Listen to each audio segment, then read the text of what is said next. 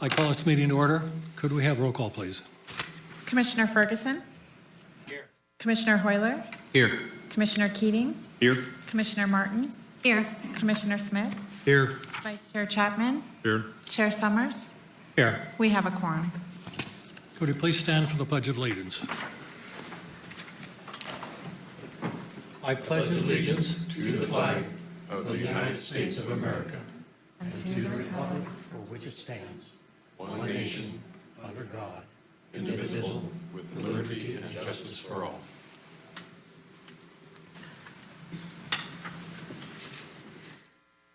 Could we have the current events report, please? Yes, Chairman, members of the Commission. The main event tomorrow is the General Plan Summit that will begin at 8 and conclude at about 12:30 or 1, and will be held in the community room. With that, that's my current events. Thank you. Next item is a call to the public, and this is for anybody wishing to speak on items that are not on the agenda. We do have one, Leo Makewitz.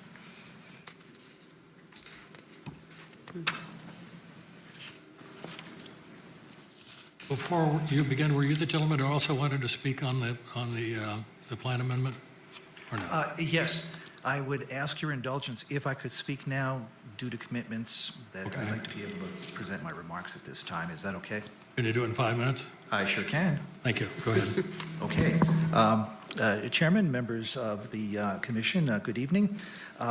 This is an important occasion when you're going to be submitting your recommendation one way or another to the City Council on the General Plan Amendment. I reflected on this amendment as I was driving around today, and this is what a lot of us do here in Surprise. We drive around, and that really brought home to me what an automobile-centric design that we had inherited. And one of the important things that will be addressed in the character zone element, and it's laid out in the growth elements as well that are being amended, that we want to try and get away from that.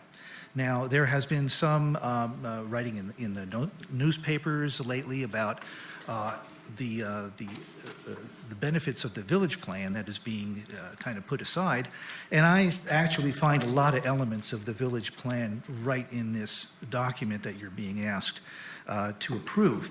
The whole point being you want to create something that's walkable. If you really think about what is walkable in the city of Surprise, where can you really walk from one place to another? Today, I had to visit a friend's house to repair something at his house, and then go to a hardware store, and then go to my bank, and then drop something off at the post office. I was driving and driving and driving and driving. And that's what should come to us as this doesn't have to be our norm. It's something that we inherited because of the way our city developed. A couple important points, though, I do want to stress is that in the village approach, we actually had regular sustained public input. There was a committee that met that helped the ongoing planning of an area. I could not find anywhere in the proposed amendment a similar type of structure where either in a particular neighborhood, other than an HOA, obviously, but in a place where you're trying to create a sense of place to encourage the creation of some kind of stakeholder group or visioning group or somebody that will help drive what a particular area looks like continuously, because it's going to be a continuous process. So that's something that that was in the village approach. And if you look on the city website, the village plan number 1, the plan, general plan for village number 1 runs to 92 pages, and it has all kinds of land uses, design elements, neighborhood feels. It was all there. What happens when we go to a blank slate situation, where there's nothing pre-existing, where a lot of our development area is like that? Looking at our land use, proposed land use map, there's a lot of golden areas out there that are sort of regular residential development. What's going to keep a developer from just reaching for the same old stuff that we've had for either economic reasons or, that's just the way they do things. It is really going to be up to staff to negotiate and put forth the correct kinds of designs, or at least the desired kind of designs. And there's going to be a lot of responsibility for the commission to refer back to the growth elements and the land use elements of the general plan. There's a lot of stuff here that you can take a development and say, this doesn't fit. There's a lot of elements that talk about sustainability, and sustainability is walkability, getting away from the automobile-centric kind of design, because it's been proven through planning universities that it's just not sustainable. So make sure that there's something in there where the public can feedback on a regular basis.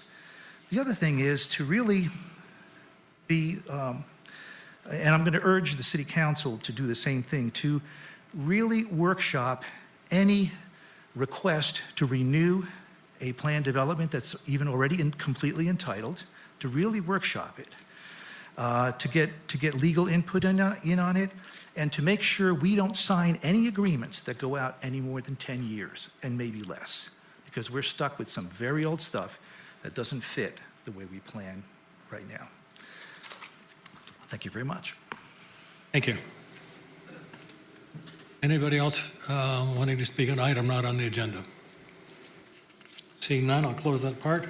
Next item is consideration and action on the November 18th, 2015 Planning and Zoning Commission minutes. I move to approve. Second. Thank you. Could we please vote?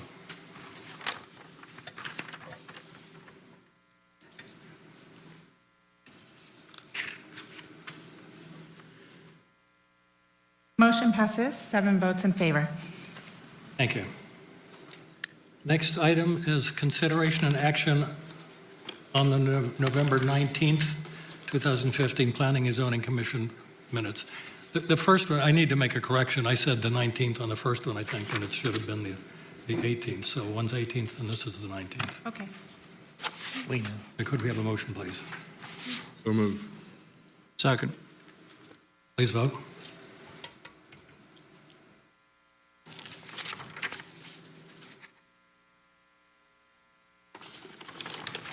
Motion passes, 7 votes in favor. Thank you. Next item is consideration and action regarding a 5-parcel, 409-lot preliminary plat for Verdugo. Staff. Chairman, members of the commission, during our last November 19th meeting, we had a snafu in our public notification of this preliminary plat. So the commission actually acted on it. However, we had it agendized and the notification went out that it was a 223-lot subdivision. However, it's a 409-lot subdivision. Since that time, we've renoticed, we've amended the language, so nothing's changed on the project whatsoever. So basically, we acted on that that preliminary plat that was originally approved. We're just making sure we're following all the public meeting requirements. Thank you. I asked the attorney whether we need to open a public hearing or not on this. Yeah, we should follow the same procedure just in case anybody has Thank you. come as a result of the new notice. This is the public hearing. Anybody wishing to speak on this issue, please step forward. Seeing none, I close the public hearing. Could we have a motion, please?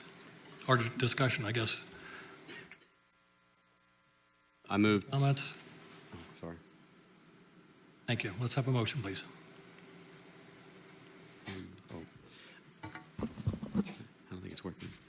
I move to recommend approval to the mayor and city council of the proposed preliminary plat for Verdugo and to adopt staff's findings.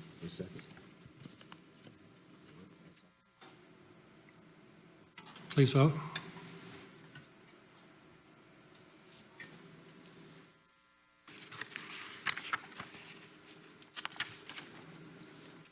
Motion passes, 7 votes in favor. Thank you. The next item is a major amendment to the general plan. The proposed planning approach focuses on the character area planning approach, removes the village plan requirements from the development process. Could we have the staff report on this, please? Good evening, Mr. Chair, members of the commission. We are here tonight to discuss and receive action on the general plan amendment. This will be the third public hearing that we've held on this case in front of the Planning and Zoning Commission. I'll try to streamline through parts of the presentation that we have already heard and take time to present the new information and additional information that we've acquired since our last meeting. Just as a reminder of where we have come from in this point, we have this amendment focuses on the land use element and corresponding text amendments to various supporting elements. It reflects the character area planning approach as opposed to the traditional planning approach. It removes the village plan requirements from the development process. It updates all maps to include 2 additional square miles in the southern boundary of the planning area, and also some revisions to the administrative policies and updates to the definition of the major and minor amendment to be consistent with the character area planning approach. Where we came from in this process was in 2014. We were at the General Plan Summit where we received direction from Planning and Zoning and the City Council to explore an opportunity to create a holistic surprise planning approach. We came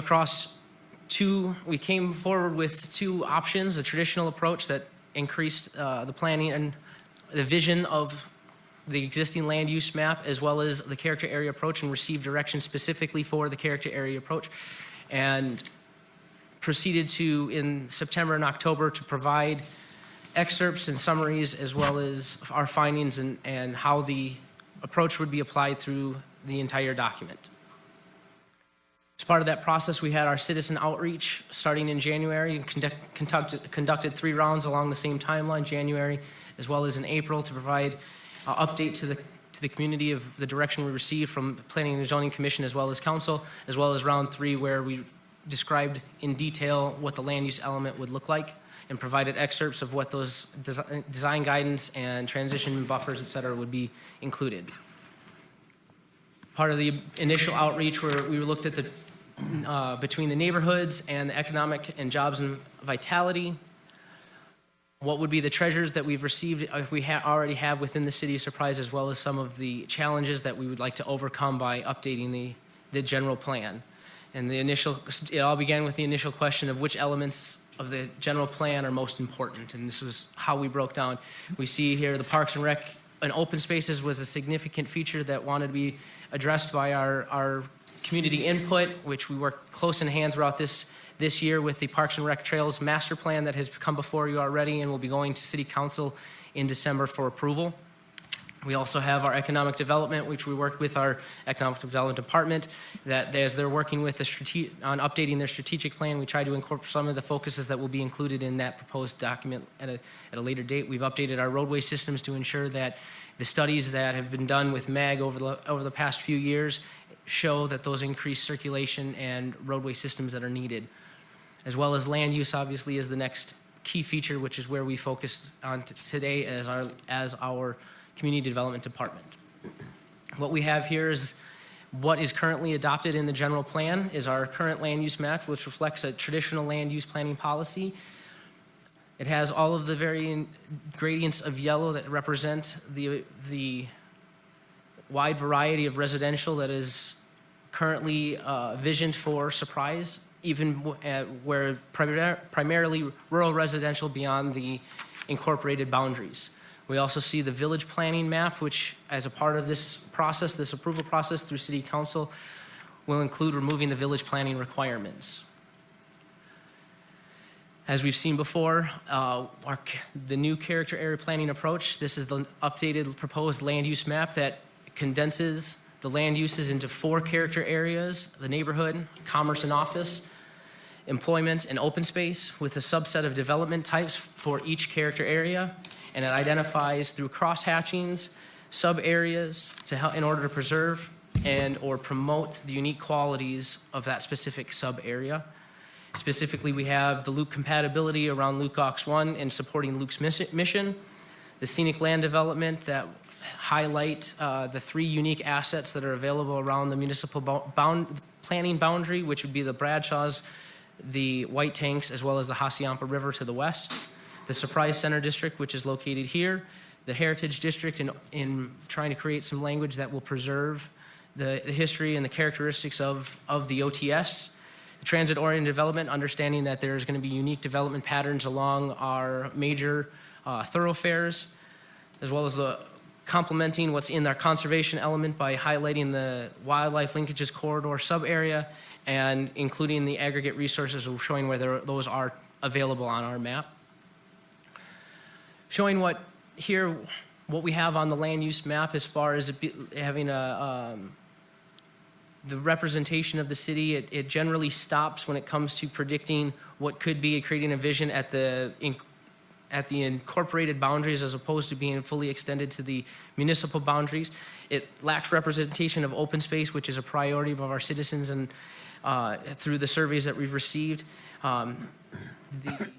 It contains 17 separate land uses, which are very specific in the sense of being able to react to the market. If you're outside of those specific land uses, it requires a general plan amendment, which can impede the development process, not being able to fluctuate with the sense of the market in order to create that, follow through with those development plans. Part of the proposed land use map, what we have here is shows just the better representation of how one is overlaid upon the other. Going specifically into the commercial areas, we can see here where the commercial and mixed use, typically in the general plan, or currently as it's stated in the general plan, commercial sites less than 25 acres may continue to be approved by the city where appropriate, which infers that these are areas that are going to be of regional significance to commercial activities, which would then be over that 25-acre minimum. These areas also incorporate land uses and some employment aspects, but the language inside the land use element lacks real vision and definition and guidance as to how those could be implemented and integrated with the neighboring uses. So as you see here, as the animation shows, where we have pink, which is in our character area, the commerce and office, within our text incorporates regional commercial uses scaled at 25 acres or more. The language expands on the intent and the aspects of how to integrate the variety of land uses possible, the mixed use residential, mixed use commercial, adding in the regional commercial and commercial office, which could be medical complexes, et cetera. We also have, through this calculations, we can see that we have 53% increase because we've also added lands to the south and to the west here, where opportunity to have those mixed uses, creating those sensitive places, those nodes of activity would be an opportunity to do that. By integrating these uses, we can also see with what we've done in our employment areas, which will be on the next slide, we're going to have potentially a 15% increase in jobs, which will give our jobs to housing balance more in line with Maricopa County, which unfortunately is about 2.5 times more than what we currently are looking at. From an employment standpoint, our employment currently resides in these areas here, which are the gray, primarily within the Luke contours, as well as off of US 60. Part of what's been condensed going into where you'll see the purple here, which are in the same locations, they're scaled towards larger and regional importance areas, transportation nodes, part of the truck routes. We see within the land use element, the language has been expanded to include the intent and aspects of how to integrate the uses, just like as it was in the commerce and office. We've combined job-based uses. We made adjustments around Luke Aux 1. Areas where Luke would support in the graduated density residential, we've turned to residential and instead of having just the airport preservation, and areas where they would support more employment-based uses that support their mission are now just in the purple shading under employment, which would be business park or industrial uses. The boundaries for the Luke Aux area incorporates the graduated density comment with the state statute adopted noise contours and accident protection zones, as well as the F-35 active zones for that as well, which is something that's the state has left up to the cities as far as jurisdiction, and we've tried to incorporate that to support Luke's mission. Then what we see here that has been a part of the change is the open space highlighted here. There are 6 locations where open space have been identified, yet the text in the current plan states that the plan should strive to create linked open space systems through the preservation of washes, public utility easements, and major corridors that link regional park and trail systems. But the representation on the map upon review by our staff has shown that was lacking. It wasn't, the land use map was not showing that linkage. The existing open space is disconnected and cut off, and it's hardly identified outside of an approved planned area development that is within the county jurisdiction that the City of Surprise has been working close in hand with in the anticipation that that development moves forward in the future. So what we see here is we've added the animation in here to show the trails systems that primarily are located amongst washes in the northern boundaries of the Bradshaws along the Hassayampa River and some areas near the White Tanks entryway here. We've increased the open space by over 5 times throughout the entire municipal planning area. It clearly extends beyond the incorporated boundaries all the way out throughout the entire municipal area in hopes of continue the preservation of the Bradshaw foothills, the Hassayampa River, the major washes and floodways that link the northern and southern areas. Our text still maintains the housing density of 1 dwelling unit per acre for state lands and private owners will be allowed, as well as any applicable alternative economically viable uses will be included in that text. So as an opportunity to develop that, there still is within that range. And it coincides, a lot of effort was done in this process to coincide with the Parks and Recreation Master Plan that will be going forward for approval to City Council on December 15th. The idea was to coordinate these 2 efforts, so we're looking at both documents that they can work in concert with each other as we continue to develop the city as a whole. In residential here, this is a unique animation that, as one of the comments that we've received throughout this process, is that the new land use element shows a lot of yellow, which would be neighborhood, primarily made up of residential. What we see here is this cross-hatching is just a visual representation of how much of the planning area is currently designated as some form of residential in the current land use map. There's 6 different categories that have very specific densities that if you are outside of those densities and want to develop something different, we're required to go through a general plan amendment, whether a minor or major would be triggered depending on the size of the property itself. It dictates the densities down to the parcel level in some of the areas closer to the incorporated boundaries. It requires, it has less flexibility on the demands of the general plan amendments or more demand on the general plan amendments for the land use map in order to be flexible outside of those densities. As we show what the neighborhood character area comes underneath here, it makes up the same basic area outside of addressing the neighborhood and employment issues around Lucox 1, as well as adding in the open space to the north. It's very similar. Specifically, we have 61% of residential assigned to be rural under the current map. As we move to taking that layer off and seeing what we have here, we condense the residential into 1 proposed character area that'll have 3 development types: rural, urban, and suburban. We will also include in that within the text, there's opportunities for commercial densities under 25 acres to serve as a level of service. Those are naturally incorporated into any neighborhood development. Right now, as the plan sits, the anticipated growth of rural development is only 15%, as opposed to the prediction of 61% in the previous plan, which had the lightest gradient shade of the yellow, as we could see. It still maintains, from the text-wise, the same aggregate density ranges as the current general plan text. It's just not represented that specifically on the land use map, having opportunities for higher densities over 12 dwelling units to the acre, as it's listed in the general plan now, going down to lower residential under 1 dwelling unit per acre.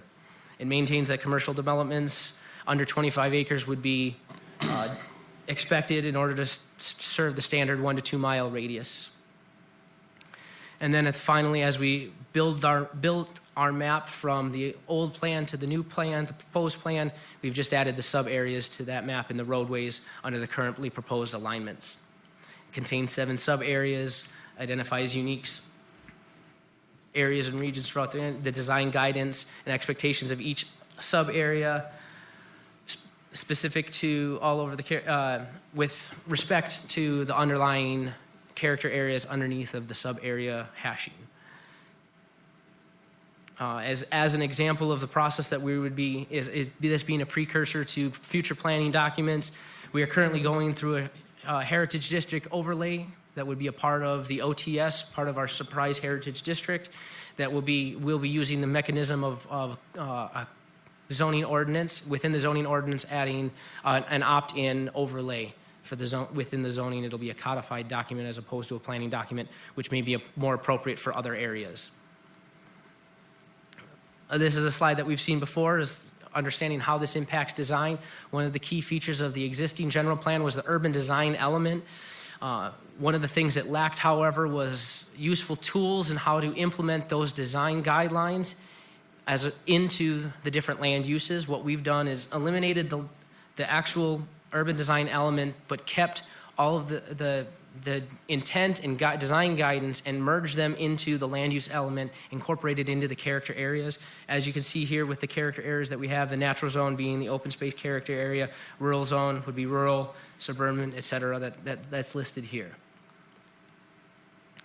Just to get a breakdown of how this works from the one shade of yellow that's on our character area map, working our way from right to left, you see the character areas, and then we have the different gradients of the colors for each specific character area. On the list on the right, you'll see how it's made up between, in neighborhood, we have rural, suburban, and urban. In commerce and office, we have mixed use residential versus commercial, the regional commercial as well as commercial office.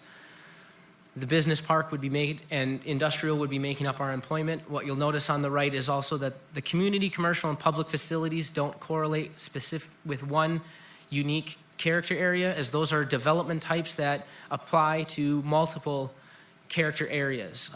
Public facility being parks and recreation, pump stations, public safety facilities, things of that nature. Community commercial would be appropriate for your standard stores, small office complexes, things that would be serving that 1 to 2 mile range.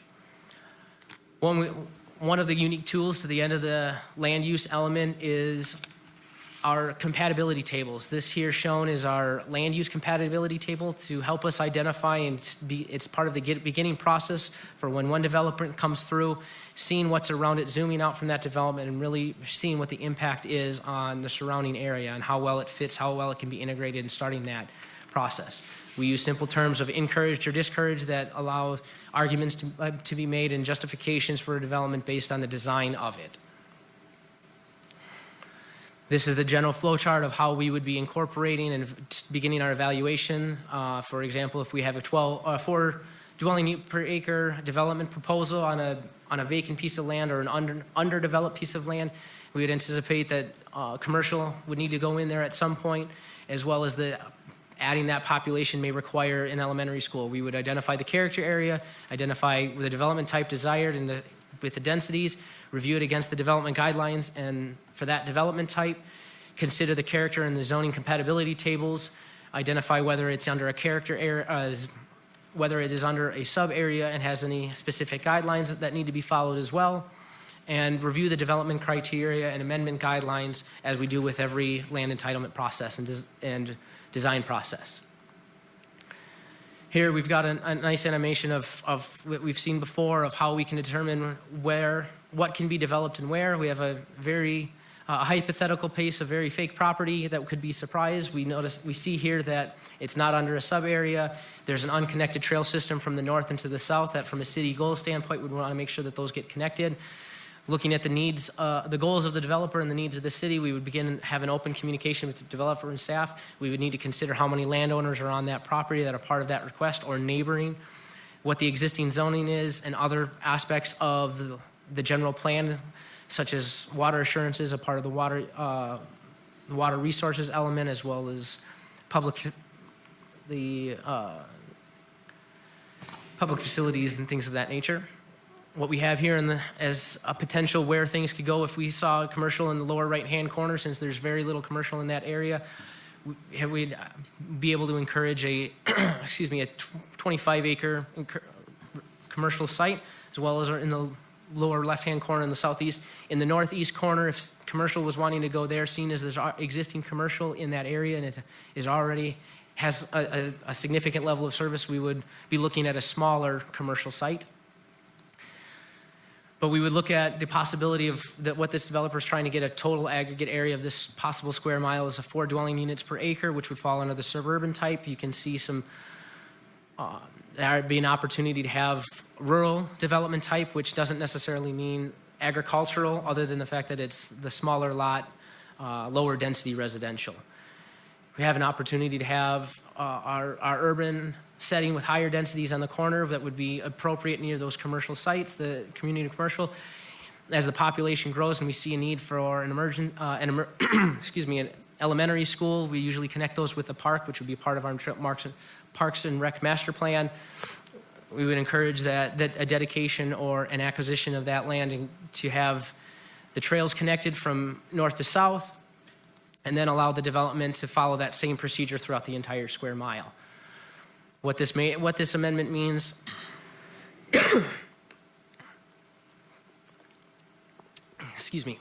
what this amendment in general means to the existing development versus new developers. New developers would participate in a standard development process to go through their entitlements. Rezoning and densities would still need to be consistent with the general plan. Design and platting would comply with the SUDC.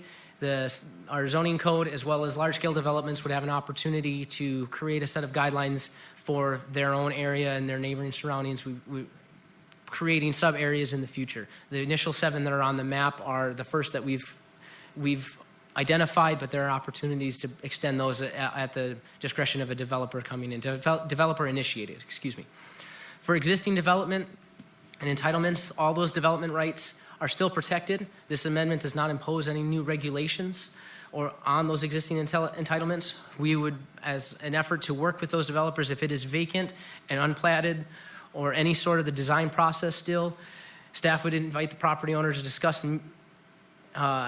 the needs and the opportunities to meet their needs and their legal rights with the goals and opportunities and the vision of the general plan. Some of those tools would be density transfers, cluster design, participating in the development of those design guidelines and design standards for their area, as well as partnering with other departments within the city. The general hierarchy of the new land use element in the general plan is pretty similar to how all general plans work, but specific to the character area. It moves into the development types. You have your sub areas, which would be the design guidance in those areas, these would be policy documents for the most part, unless incorporated, such as the Surprise Heritage District, which would be into the Surprise Unified Development Code, our zoning code, which is ordinance, the design regulations that we are directed through this amendment to start developing, which focus on form through the planning and engineering design standards, which would be adopted regulations, all the way down to the physical construction, which is the building permits.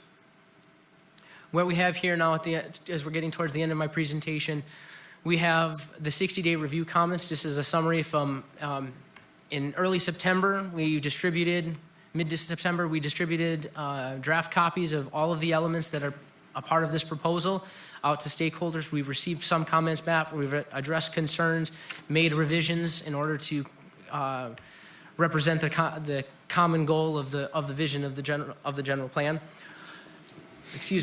In the recreation and open space element, the first change that we'll see here is the trail that is near the white tanks was moved further west at the request of Maricopa County Parks Department.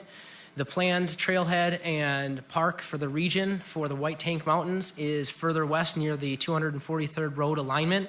We've adjusted our trails map to reflect that so that we wouldn't have any illegal or unlawful entries into the White Tank Regional Park, and wanted to reflect the good nature effort between our planning designs. The housing element, as our chair here had made some text suggestions here, we've made those changes as well. They're included in the supplemental packet that was at your stations this evening when you first showed up. That packet reflects all of the changes that have been made that were made after the original packets were distributed to the members for this meeting this evening. Part of the 60-day review process early on, again, this was one of in our alternate modes element. We moved this trail and horse trail to the same area to reflect that coordination. The roadway systems element, we made an amendment to one of the policies. This is the new language that provides better readability and a clear picture of the road alignments that we'll be working with the City of Peoria, Maricopa Department of Transportation, as well as Arizona Department of Transportation, in making the connections between US 60 and Loop 303. We've had some language added here so that, having read the existing PADs under the existing condition sections of the land use element, the readability of it, we wanted to make sure that we included planned area developments that were not only within our incorporated city limits, but planned area developments and entitlements that are currently under county jurisdiction that we've worked within the city of Surprise. We wanted to make sure that those were acknowledged under our existing conditions. On the land use map, some of the changes from our 60-day review process to what's going to be presented to council next week or on December 15th. We made this change to to support Luke in the sense that if this land was ever completely redeveloped, they would not support additional commercial in this area under the noise contours on the northeast corner of Litchfield and Waddell. This color change reflects that, as well as working with our stakeholders and the property owners under the Luke Ox 1, near Luke Ox 1. We have an abundance of open space here that connected between the Trilby and the Iona washes. At the request of, working with the property owner and the representative here, we've made this change to limit the open space to the wash areas and still allow the employment and neighborhood uses between those washes. We reflect that change in the new land use map. From an open space, in the open space character area of the land use element, the revised text, we made some revisions to the text to provide clear readability and added text to clarify the guiding intentions of the open space, and included the additional, allowing the additional alternative land uses that are protected by state statute. This is how these will read now. We added the phrase, or an alternative economically viable land use. Open space designation includes public and privately held lands that are intended. We've added the word intended so that the inference that they cannot be anything but open space by a privately held landowner. This clarifies that by just the intent of this area, as well as adding at the bottom of that section, areas designated as open space within the Luke Compatibility District shall provide uses that are both compatible with the operation of the auxiliary field and meet ARS requirements concerning military bases. It falls under the opportunity of alternative and economically viable land uses, since Luke would not promote any residential land uses underneath of the contours. As shown here, this would be an example of where that open space under the contours could not reach that one dwelling unit per acre.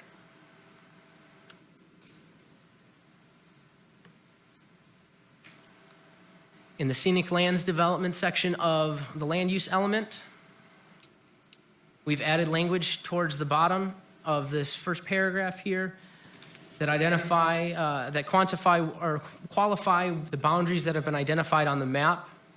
They are aligned with geographic and roadways that coordinate with the scenic roadways that have been identified by Maricopa County, and that those alignments and areas will be refined as the the policy guidelines and the policy documents are developed in the future. Those boundaries can be amended with that.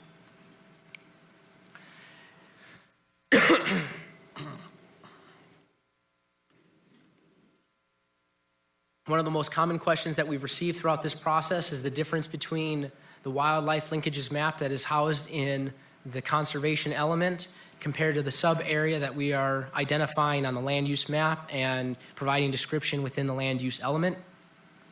The wildlife linkages map was originally adopted in 2011 and was included in the General Plan 2035 when ratified by voters. The goal was to prevent the further fragmentation and elimination of habitats as a result of the overdevelopment. It's a proactive effort to identify and conserve and restore the natural wildlife habitats. They primarily are included over the Tribbley and Iona washes and the tributaries, the CAP Canal, the McMicken Dam, as well as the Beardsley Canal. On the map, you'll see that it identifies a 100-foot buffer in order to protect the wildlife, the washes, so that development does not happen right up against the wildlife, right up against the edge of the wash, as well as a 900-foot wildlife regulations that have not yet been defined, but they are identified on the legend of that map for future development that will be included in either the SUDC or in a separate planning document. That separate planning document or that inclusion of the revisions to that text would go through the normal public engagement process, including stakeholders, property owners of that area, and go through the normal vetting process and come through public hearings going before Planning and Zoning Commission as well as going to City Council before any of those regulations would be adopted. And as part of our stakeholder meeting, some of our first drafts included this red, yellow, and green depictions on our land use map. In those conversations, it was recognized that those are not specific land uses, more identifying regulations for the future and aren't appropriate on the land use map. And so we've removed it from the land use map and referenced it into the as a part of the conservation element that is not included in this amendment process. So what is the wildlife linkages sub-area is the cross-hatching on the land use map that follows the major washes that are included in the wildlife linkages map. It coincides with that map, and just like all sub-areas, it recognizes the underlying character area, but provides additional guidance to the preservation of those unique qualities, and identifies, just like all our other sub-areas, it identifies geographic unique qualities that will have additional regulations in the future that'll go through the normal public engagement process when developed. Some additional text that complement the wildlife corridor that we've had some revisions. We've added references to the conservation element, pointing to that element. As an example, this is one of the references that we made as seen in the conservation element of the Surprise General Plan 2035, so that when the reader is looking at this sub-area, they know to go to the conservation element for those additional information. We relocated sentences for better readability, and we deleted language that defines the buffer distances. This shows the text that was originally in the 60-day review copy that was distributed. This shows an example of what was eliminated: the 500-foot minimums, the 100-foot undisturbed buffer, as well as the 900-foot regulations. Our attempt was to mirror what was described in the original resolution and in the current, as well as the intent of what's in the current conservation element, but seeing as that is repetitive in nature, it's part of the open communication that we've had with our stakeholders and representing those property owners that are impacted by this, we've made that change to not necessarily be repetitive, so we're not adding any new regulations. We've also added text to the end of this section for the wildlife linkages that reflects, that recognizes the existing entitlements and planned land uses, and still reflects the effort that planning staff and the city would like to make with those properties that are still in the design phase that have existing entitlements. It also recognizes, at the suggestion of Commissioner Keating, to provide an opportunity for an appellate process, that recognizing that certain properties will have constraints, and that in the event that there is an undue hardship on these properties, that the city will provide landowners with an appeal procedure through the regulatory process. And that'll be all included in the development of those planning documents or regulations when we create the wildlife-friendly regulations. That appellate process would be, this ensures that city would include that appellate process within that regulatory process. So where we go from this point forward, tonight we are before you asking for a recommendation to move to City Council. On December 15th, we will be in front of City Council with this similar presentation that will they will be taking action and consideration and action. And if you have any questions, I'd be happy to answer. Thank you. Start with Commissioner Ferguson. I have no questions. Commissioner Smith. I have no questions. Commissioner Martin. No questions. Commissioner Chapman. No questions. Mr. Hoyler.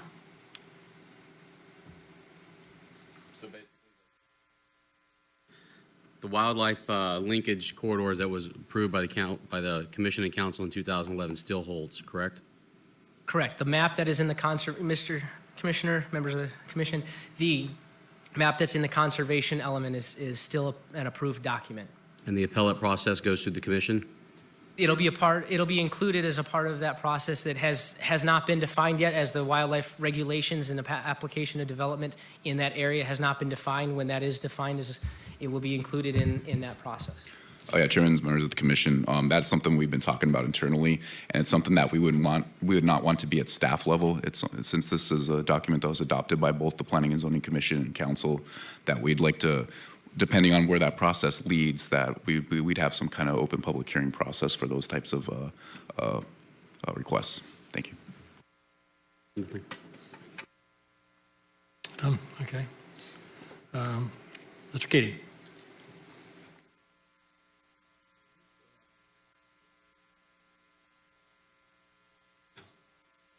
I do still have some questions. I'm not sure if I'm ready to ask the questions yet. You're going to open it to the public to say some things to us. And I think my questions will stem from what the public still has to say regarding, now that we've made some changes to the text and defined some sort of process to appeal when the landowners feel that they have been burdened by an undue hardship. So I'll reserve my questions for now. Thank you. Okay, thank you. This is a public hearing. I would like to limit the comments to 5 minutes. You will need to fill out a card that states your name and address and whatnot and give it to our secretary.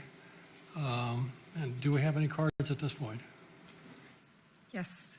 Danny Martino. Could you step forward and present? I want to thank you for having me speak at this meeting. My name is Danny Martino. Could you pull the microphone down just a smidge? Thank you. My name is Danny Martino. I live at 16360 North 109th Street, Scottsdale, Arizona. I bought this property in 1978. It's been a lifetime for me. The reason I bought this property, this was going to be for my retirement. I'm not a land flipper, as you will recognize since I've been there 40 years. I had a 404 study done, which I think you people may have a copy of it. And under the 404 study that was done, there was no waters of the U.S. on my property. I'm a hairdresser by trade. I have a hair salon on 24th Street in Camelback, still operating. Based on this proposal that you are proposing, is totally burdensome to me, and it's basically a land take from me. And I'm sure the rest of the people that are here that have the same feeling about this. I appreciate your consideration and hope to have good news from you. Thank you. Thank you. Jeff Bliley.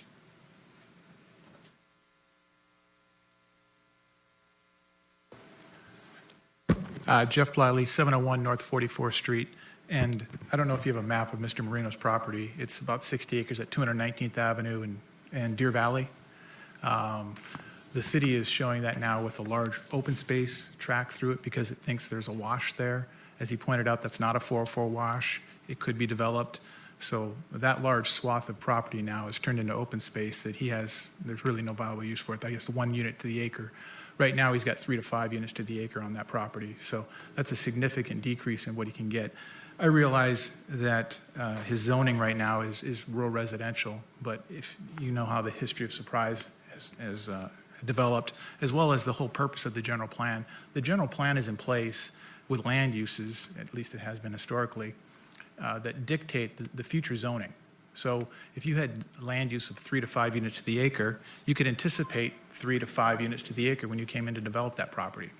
Mr. Marino is a prime example. He has 60 acres. When he was ready to develop that property, he could have anticipated zoning that would allow him at a minimum of 3 units to the acre, let's just say 3 units. That's 180 units he could have gotten on his property. When you take 20% of that property away and turn it into open space, even though you allow him 1 unit to the acre, he can now just get 1 unit on 12 acres of his property. The other 48, he could get 3 units. So you've gone from 140, you've decreased him from about 180 down to 160. And that's just one example where now he's lost the ability to develop that property. And that's at the minimum density. If this was a 5 unit to the acre property, it's even more egregious. The idea that you need open space tracts throughout the general plan in order to preserve trails is a misnomer. That's not true. The City of Surprise has historically had a trails master plan that delineates where the trails are going to be, and as every major development comes in, we look at the map and we provide for the trails that are dictated in the general plan.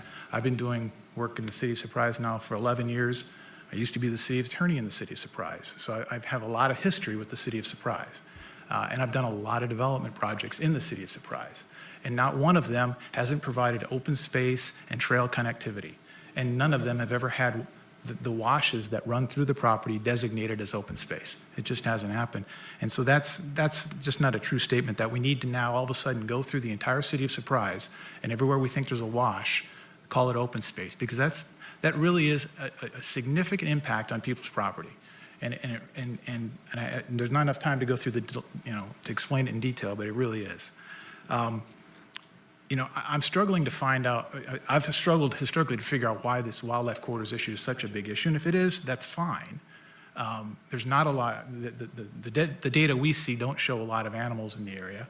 But if the City of Surprise thinks that this is very important for the City of Surprise and the regional nature that the city needs to protect these wildlife corridors, it shouldn't be the private property owners that happen to have land along these washes that should be burdened with setting aside the property for their corridors. The City of Peoria decided that they needed to protect the wildlife corridors as well. They set aside money and they purchased the wildlife corridors from the private property owners.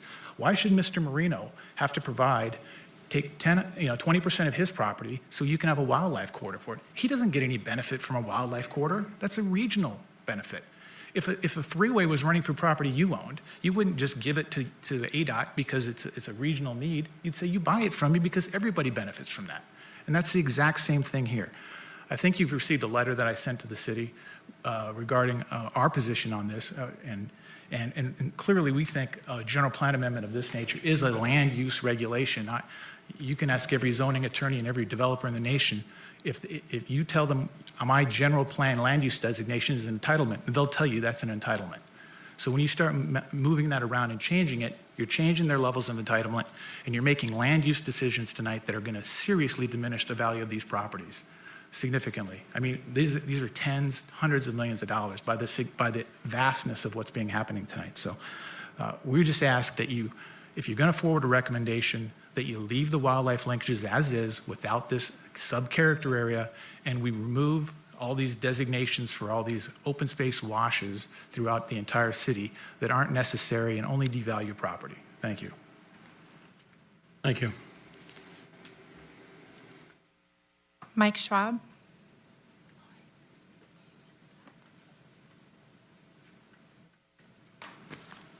Hello again, Chairman Summers, members of the Commission, Mike Schwab with Land Advisors, 4900 North Scottsdale Road, Suite 3000 in Scottsdale.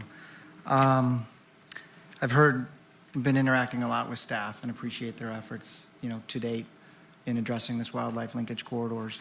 And as I'm sitting trying to frame an argument here in 5 minutes, I thought about an analogy. And I think most of us are probably homeowners or know family members who are homeowners. So picture yourself walking up to a house, your realtor's taking you up to a house, and you park on the street and you walk up the driveway and there's a big crack in the driveway. And as you're walking, you notice a crack going up the siding of the house.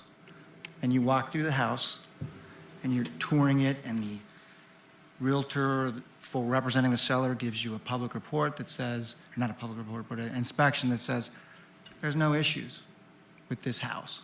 And then you walk into the bedroom against that siding, and there's a crack across the ceiling. And you walk into the bedroom next to that, and there's a crack across the ceiling. There's bells and whistles that go off in your head that something just isn't right here. And you start thinking, what is this? Is this subsidence? What's going on?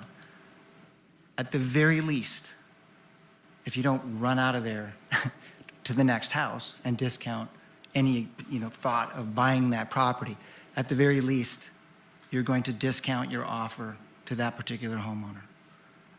This wildlife linkages corridor is a crack in the landowners that are impacted by it. It's the crack in the foundation. And I've been brokering for, as I mentioned last time we met, I've been brokering land out here in Surprise since 1987. And any developer, investor, user first refers to zoning.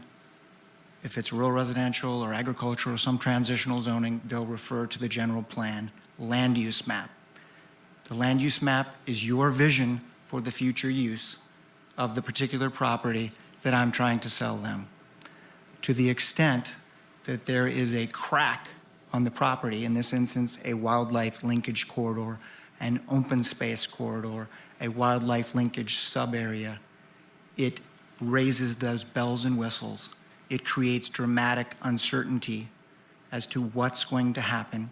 If I can convince them to come down to the city and describe this arbitration process, I might make some headway, but 9 out of 10 times, they're going to say, Mike, show me land that has certainty, not uncertainty. I don't want to buy uncertainty. So they won't even offer on the property. If they do, it's going to be at a discounted price because of what Jeff Bliley just mentioned. Real quick, I want to jump on the Landowners Coalition. I put together a group of 15 landowners, but just so you know, that's the tip of the iceberg, and I'm going to hand out some maps when I'm done here. There's 68 private landowners that are impacted by the wildlife linkage corridors. There's 1,650 acres just underneath the 500-foot, the yellow line and the red line on either side. 1,650 acres. There's jurisdictional washes under some of that. There's not under some of that. In the case of Danny Martino is a good example. In the open space designation on your land use map, there's 177 private landowners that are impacted. 4,417 acres, same situation. In some instances, jurisdictional washes underneath may or may not be the same delineation. Again, you may recall I showed you some instances where jurisdictional washes were 100 foot, yet the open space is 500 foot, or the wildlife linkage corridor is a minimum 500 foot. And that's not even counting the Arizona state land that's impacted by both the wildlife linkage corridors and the open space. That's all. I thank you for your time, and I'm happy to answer questions. I will hand this to Donna, and she can pass it down. This is the maps that show the private ownerships impacted by the wildlife linkage corridors and the open space. We have GIS technology in-house. Thanks. So if there's any questions, I'm happy to answer. Thank you. Do any of the commissioners want to ask questions at this point? Not at this point. Seeing none. Well, seeing none, maybe. I think my questions will be probably for the city staff. Okay, thank you. Okay, and then also I failed to mention, I brought, I think 5 or 6 letters in opposition from members of the Landowner Coalition. Again, there's hundreds out there that I haven't approached that get crushed by this in some way, shape, or form. Every story is unique. My point is this arbitration process is going to be very cumbersome over time. The final point I'll make, I know I'm past my time, is Mr. Fitzer, Mr. Mike, you all may not be here 5 or 7 years from now when these vacant lands out in Western Surprise are ready for development? How is the next group of commissioners and staff going to interpret open space or wildlife linkage corridors that have a SUDC on code right now, a 75-foot buffer that says no disturbance? Sounds like open space to me. Thank you. Next speaker, Lisa Kazan.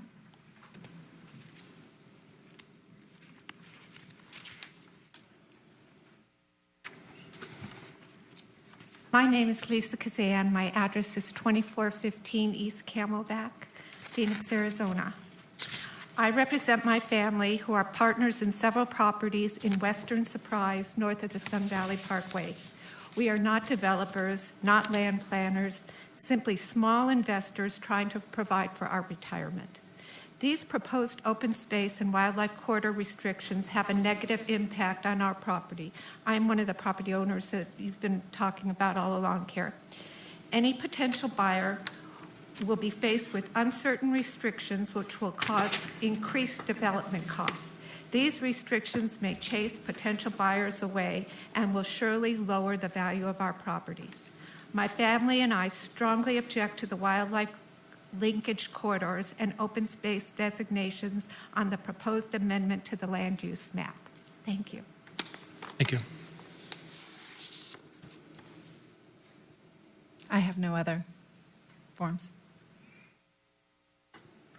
There's no other public comment forms?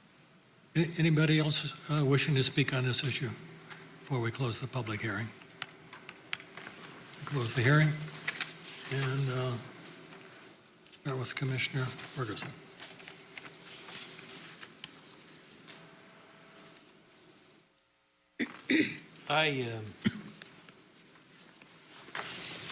First of all, let me say I've been extremely impressed with the thoroughness of the staff and the Planning and Zoning Commission to date, and the council for the work they've done to get this document moving where it's at.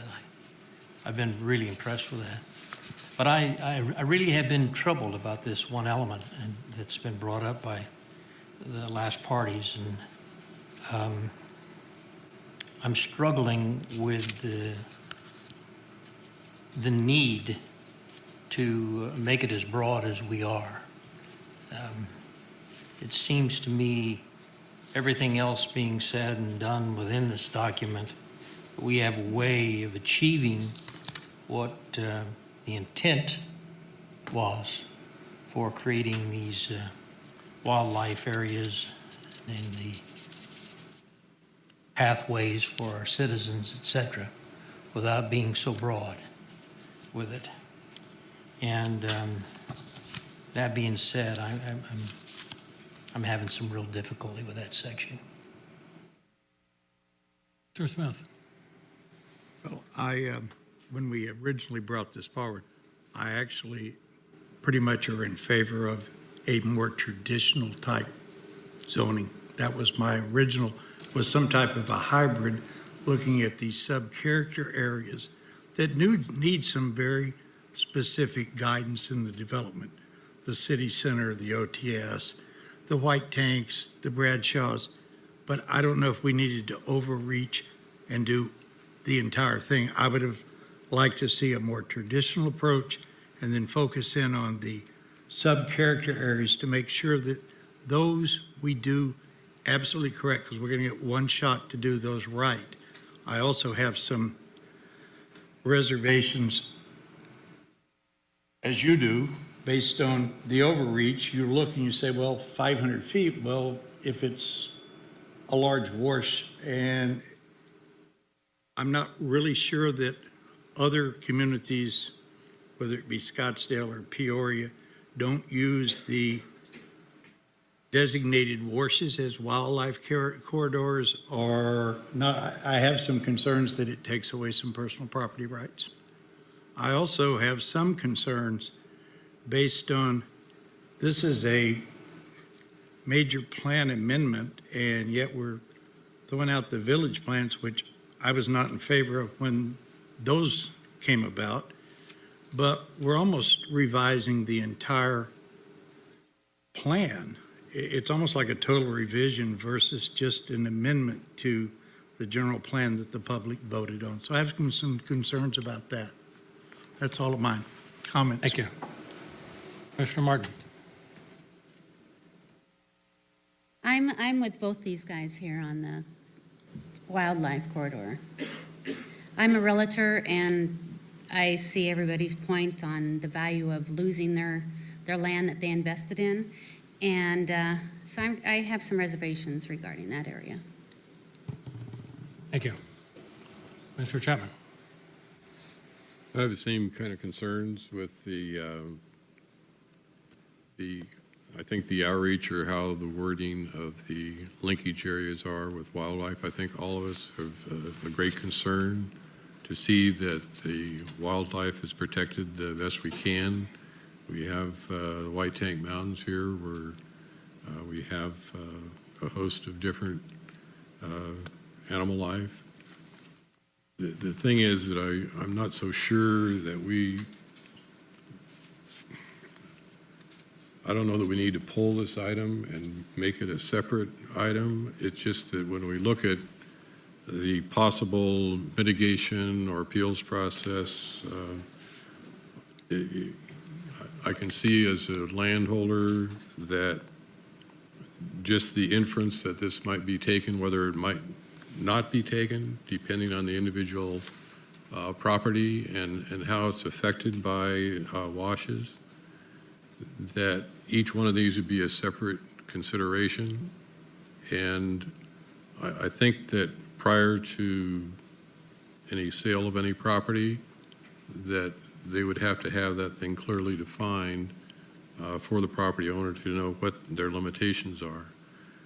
I think in general, I think that we need a wildlife corridor. We need to have the linkage, and whether we overly impact individual property owner, then I think the city personally needs to look at it to see if there's a way to ameliorate the situation. Those are my comments. Thank you. Does the city attorney wish to add anything or comment on anything at this point? No, I stand ready to answer any questions or to give any background on this, though. Okay, thank you. Mr. Hoyler. I can hear everybody's points. I understand. My only thing is, when we did this in 2011, nobody here was here when we were talking about this, and when we enacted on this or acted on this wildlife linkage corridor. You know, we partnered with Arizona Game and Fish to see about the mule deer population, the migration patterns, and what they're doing. And they did a good job in finding that. And so that's why we developed and came up with these wildlife linkage corridors. There were 4 of us here currently that were on the commission at the time of when that was done. So, you know, we took a lot of time and a lot of effort to look at these linkage corridors on the mule deer. And that's mainly what it was for. There's also the fox and a few other animals and some other species. And the gentleman that spoke first, yeah, you're right. I mean, your property does not land right in a wash. It's surrounded by washes, but it's not in a wash or near a wash. So, yeah, I can see how that's going to affect you greatly.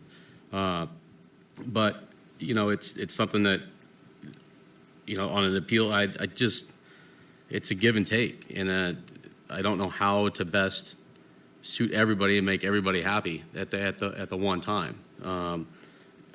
It's one of those, I won't say it, but you know, it's something we have to look at on everything. And there are mule deer out in that area. There are mule deer that go by your houses.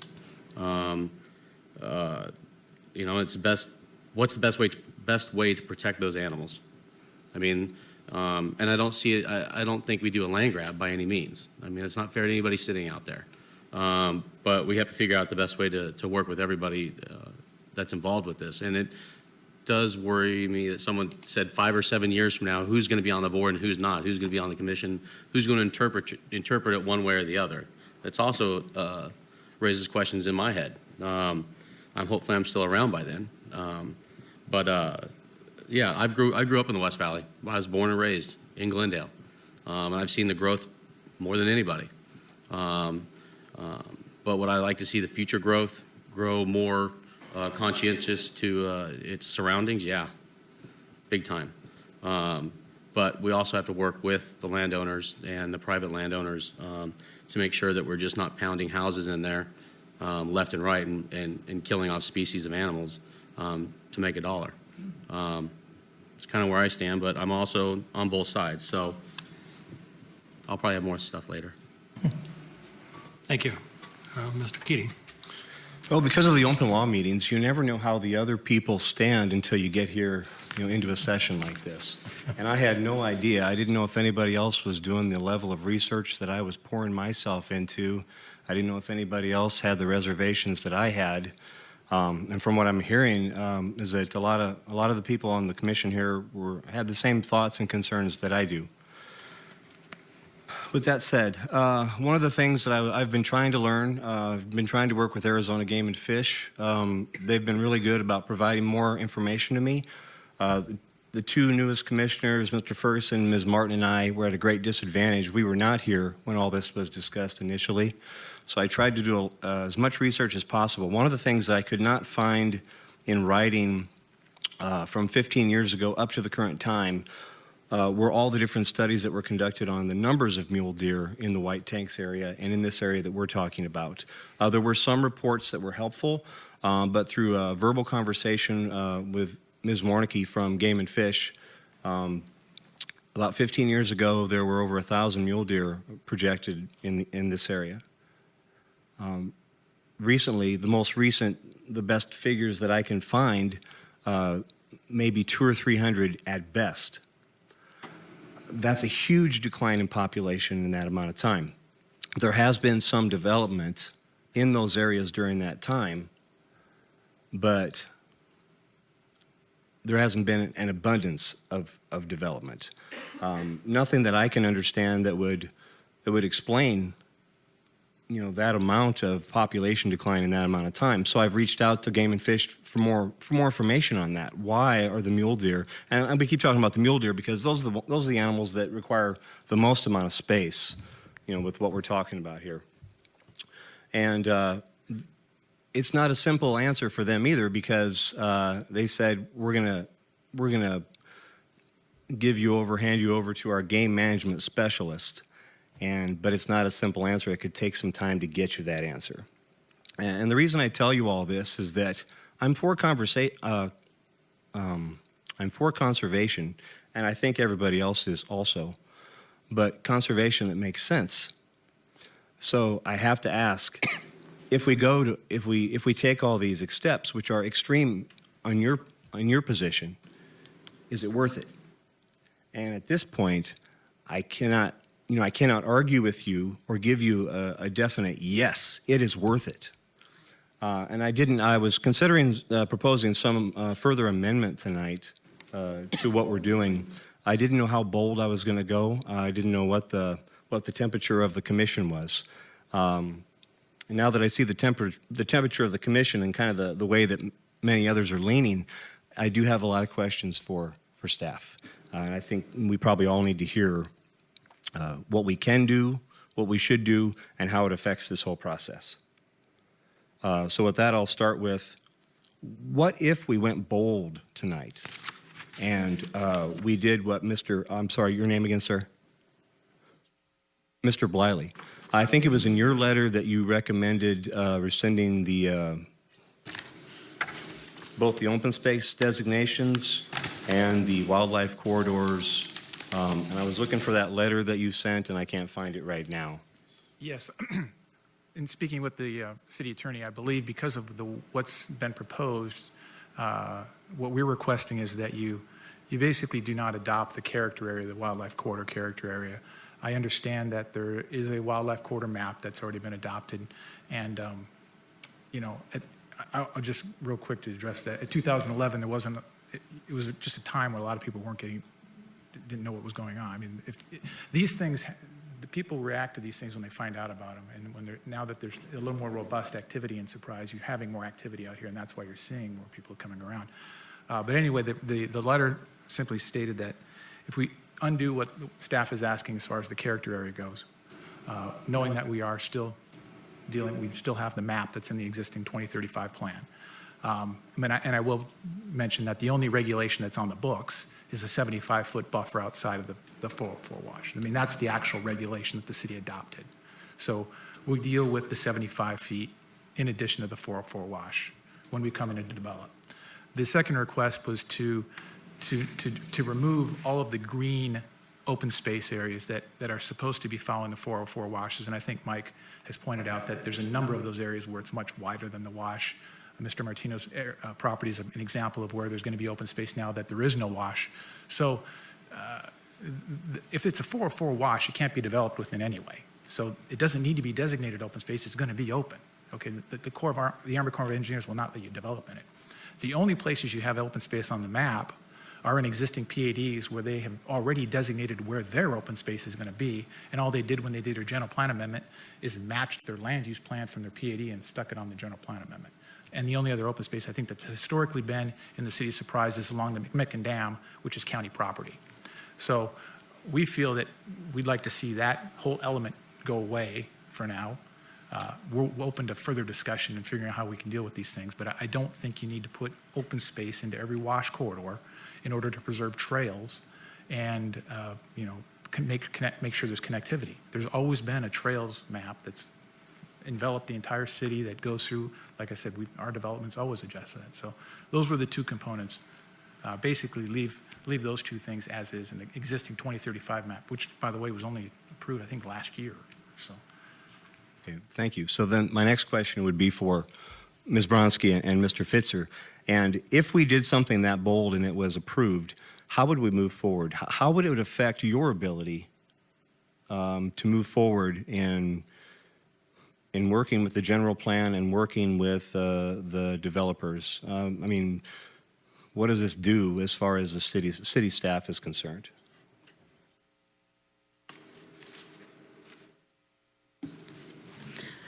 Chairman, Commissioners, you know, the general plan is a planning document, and I'd like to dispel one of the things that seems to be a confusion in the discussion today, and that is that the general plan is changing any development rights on anybody's property, because as you're aware, the general plan is a planning document and the rights are delivered through the zoning. So anyone who already has zoning has those rights, and the general plan is not changing those rights in any way.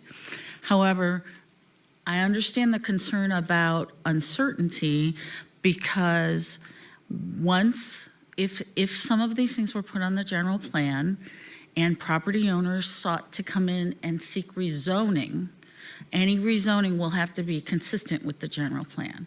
So to the extent that someone had hoped to zone to something more intense than what they have right now, they might not be able to do so in the same fashion that they were hoping to do so.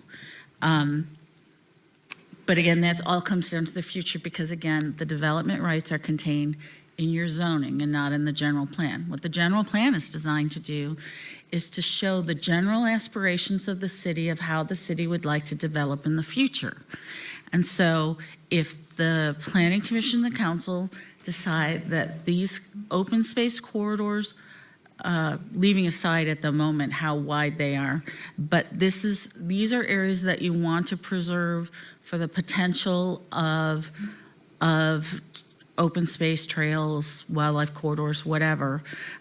This is indicating the city's intent that this is going to happen in the future.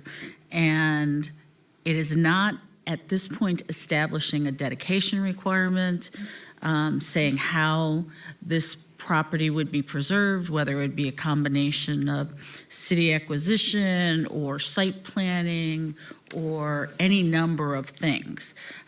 So I think that what you have to do is balance notice with uncertainty, because as the people have mentioned, when we put lines on a map and they're not 100% sure what's going to happen with those lines, it creates uncertainty and potentially impacts the value of property and sales. On the other hand, if you fail to designate and show the intentions up front on what the city's planning to do, then that may limit the opportunities for the city to ever accomplish those goals. If you haven't articulated the goals, shown them on a map, and made people aware of the future plans, knowing we haven't worked out the details yet. So I think those are kind of the two extremes that you're dealing with, and you have to figure out how you're going to balance and where you're going to fall between those two extremes. So I think that's the answer to the first question. In terms of the more specific question about the impact of taking them off, first, they're there. They're already part of the general plan. They were adopted by resolution in 2011, like Mr. Bliley mentioned. They were ratified by the voters as part of the general plan, and the 2035 general plan adopted in the fall of 2013. And so what is being proposed by staff at this point is to take it a step further and not only have them designated on a map, but also to designate one of the new character areas to cover these areas. So like all of the character areas, the details and regulations will come later as changes in the zoning code that'll go through the public process. And one of the things that's a little uncomfortable right now is we're a brand new growing city through most of the city. And so while we're in the process of drafting regulations, there is going to be uncertainty, and that makes everybody uncomfortable, and I recognize that. So you're going to have to weigh the amount of uncertainty versus what you see as the future good of coming up with certainty over time.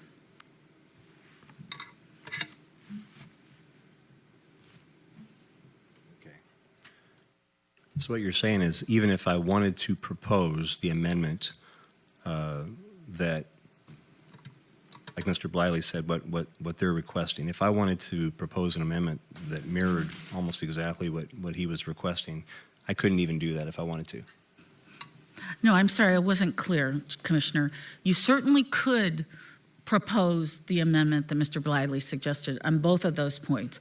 What the impact would be is that we would no longer have the proposed, what's the term, Josh? Special area plan, sub-area plan, thank you.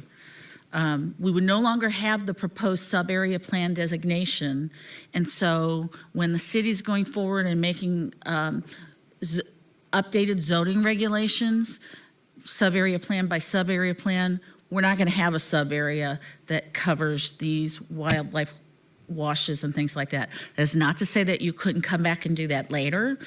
What we would just have what's in there now, which is the designation of the wildlife corridors. Okay. And if we did something like that, that would give us time to reach out to the stakeholders that maybe didn't know about speaking up in 2011, but would have time to speak up now and have input into that process.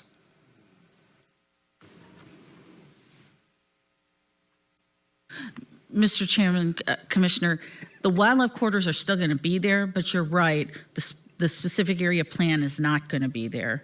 And so any regulations that would be coming forth in the future, we'd probably have to go through this process again for this designating the sub-area plan and then doing the regulations consistent with that, or doing it concurrently. Josh was going to add something. Mr. Chair, members of the commission, as we see here that's highlighted as part of the conservation element, this is where this map is being housed and where these regulations and dimensions currently exist. We see here in this lower part, as part of the legend, the two specific buffer zones that say wildlife-friendly regulations, whether it's on the green or as these three fingers that come between the major washes up into the White Tanks region, it's cross-hatched. Those wildlife-friendly regulations are part of the future public engagement process to be developed, as it calls out on this map that's in the conservation element. That future engagement is going to happen as a part of that process. What our intent and what the goal of the sub area within the land use element by having this green crosshatching on this map that coincides with the linkages in the conservation element, the goal was to incorporate and provide guidance in the land use as developing land use policy and mirroring that and providing that direction to staff and to the city to engage the public in developing those wildlife-friendly regulations. It would be in concert with each other. So to answer your question, is taking the crosshatching off of this map here would not eliminate the ability or the future guidance in the conservation element to still create wildlife-friendly regulations as a part of the 900-foot buffer, as well as the crosshatching on these three areas. Right now, that process is already under direction. We were trying to work in concert with that by identifying it in the land use element as a sub area to the character area approach.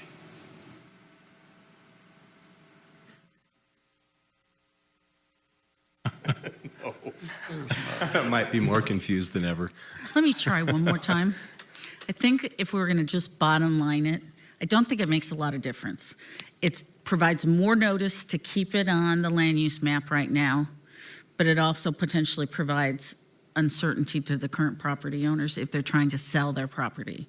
Bottom line, we're going to continue on to come up with regulations and propose them to the Planning Commission and the City Council to implement the wildlife corridors that are already adopted in the general plan through through this wildlife linkages map. So it's going to be less notice maybe to potential property buyers if we don't have the sub-character area designated on the land use map, but we're going to go forward either way. So I think that's about as bottom line as I can get. Do you agree, Josh?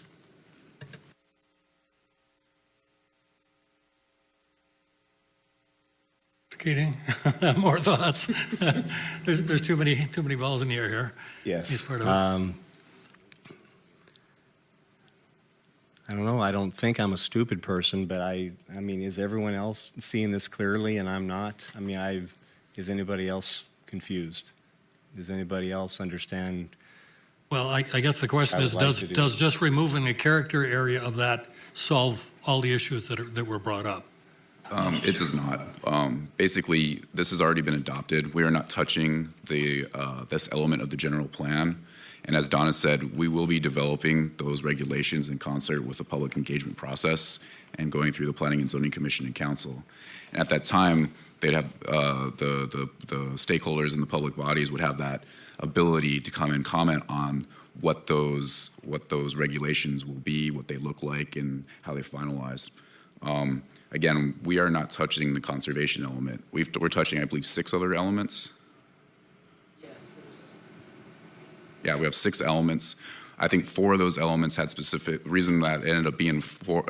The other 4 elements was because we had village planning stated in those other elements, and then we also had the CRS group updating their Parks and Recreation master plan. So we updated that one to be in concert with their plan, and then we had economic development get on board with the strategic plan, where they've provided us some guidance on how to update the economic development element.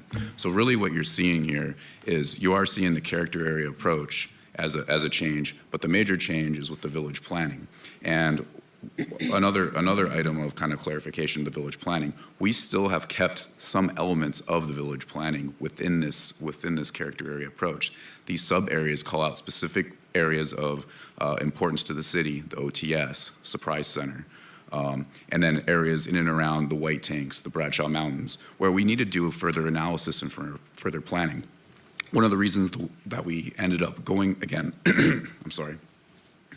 One of the reasons we added the cross-hashing for the wildlife linkages, again, was for notification purposes, that we will be going through this process, that these are special areas, that these are areas that we need to plan for in the future. So basically the amendment that has been submitted as part of the application is for those 6 elements and not the wildlife linkages element, if that makes sense.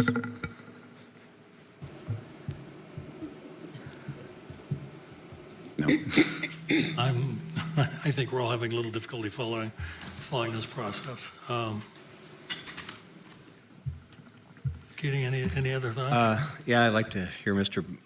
Bliley speak again.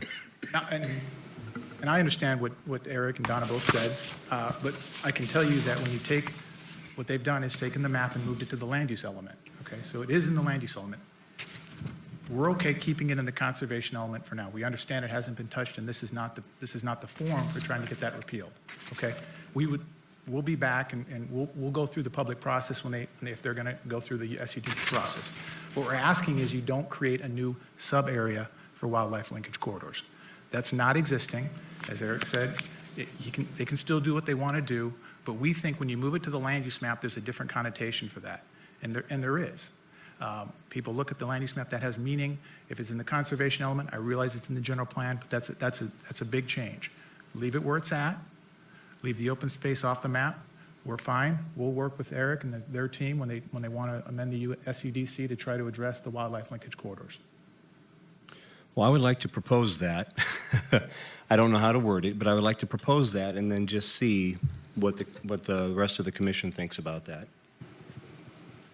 I'd like to have staff respond to the open space portion of that question, if I could, because we talked about the character area a lot, and if you could respond to what happens if we delete the open space portion of the plan, of the amendment going forward. Mr. Chair, members of the commission, the description that the open space only follows 404 jurisdictional washes, it included FEMA floodways as well and areas of that nature. The opportunity to provide the open space was a sense of importance from our surveys when it came to recognizing that the trails, the connectivity, the working in complement with the Parks and Trails Master Plan, and the opportunity to show the vision of that on the land use element. We've, as part of the discussions with our stakeholders here, one of the reasons that the wildlife linkages map in 2011 was missed is because it wasn't on the land use map. It was part of one of the reasons they've admitted that they missed that. So providing that information of, as Donna has mentioned, is to provide that information and show the intent and the vision of what the future land development in there. So our goal is to have that open space along those washes that will also coincide with the trails that's lined in the Parks and Rec Master Plan, is all a part of the complementary collaborative process between all of the city departments. Thank you. A follow-up question. If we were to eliminate that provision at this point, could you still go back, could we, the city, still go back and implement more of a open space process through another thing other than the general plan? Mr. Chair, members of the commission, open space is an opportunity from a land use perspective.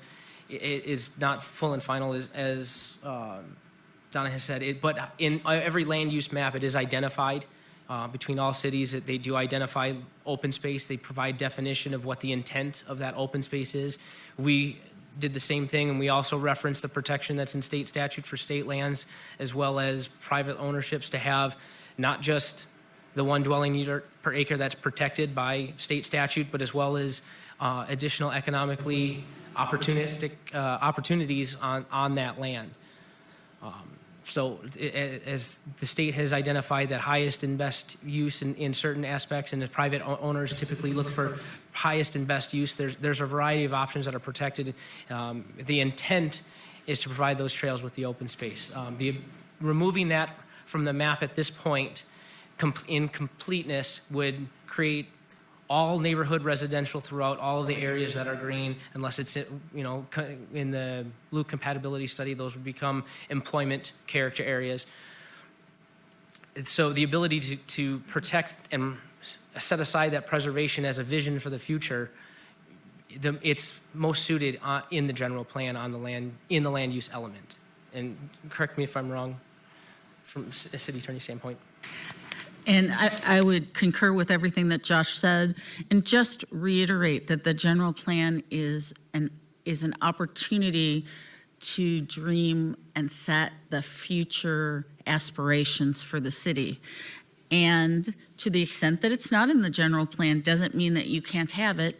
It's just the opportunity is a little bit more difficult because the plan and the vision is a little less clear, and you're looking at things on a more property by property basis than in a more integrated general plan that covers the whole city in sort of a macro 100,000 foot level. Thank you. And just one addition to this, under the Parks and Recreation Master Plan that was conducted, we looked at about a $260 million price tag. Part of that is acquisition planning. And that acquisition planning that we're looking at doing is associated with these open space corridors and trail corridors. So there is an idea that the city will, in some respect, attempt to go in and acquire public trails and areas within these open space corridors. Now, so that I just want to roll that in there as well. That we are looking towards the future, not only in the Community Development Department, but also in the Community and Recreation Services Department, that we understand that we will be making acquisitions in the future, and that, you know, this is lining us all up to say, hey, here's where we need to make these strategic acquisitions. Thank you.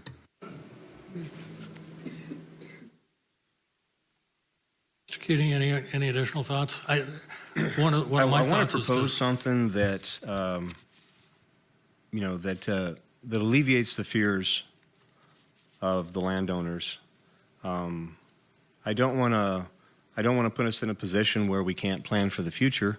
But I guess another question for the city staff: if we moved forward and eliminated what makes the landowners so scared right now, I mean, we still have time to create something that doesn't appear to step on their rights, and still identify areas that we want to utilize in the future to have that connected surprise and the open spaces. I mean, can we do that?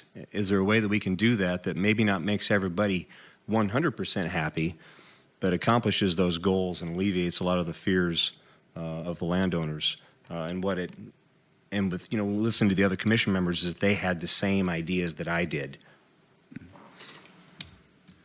One of the items would be, we already have the wildlife linkages located in the general plan. We will be making future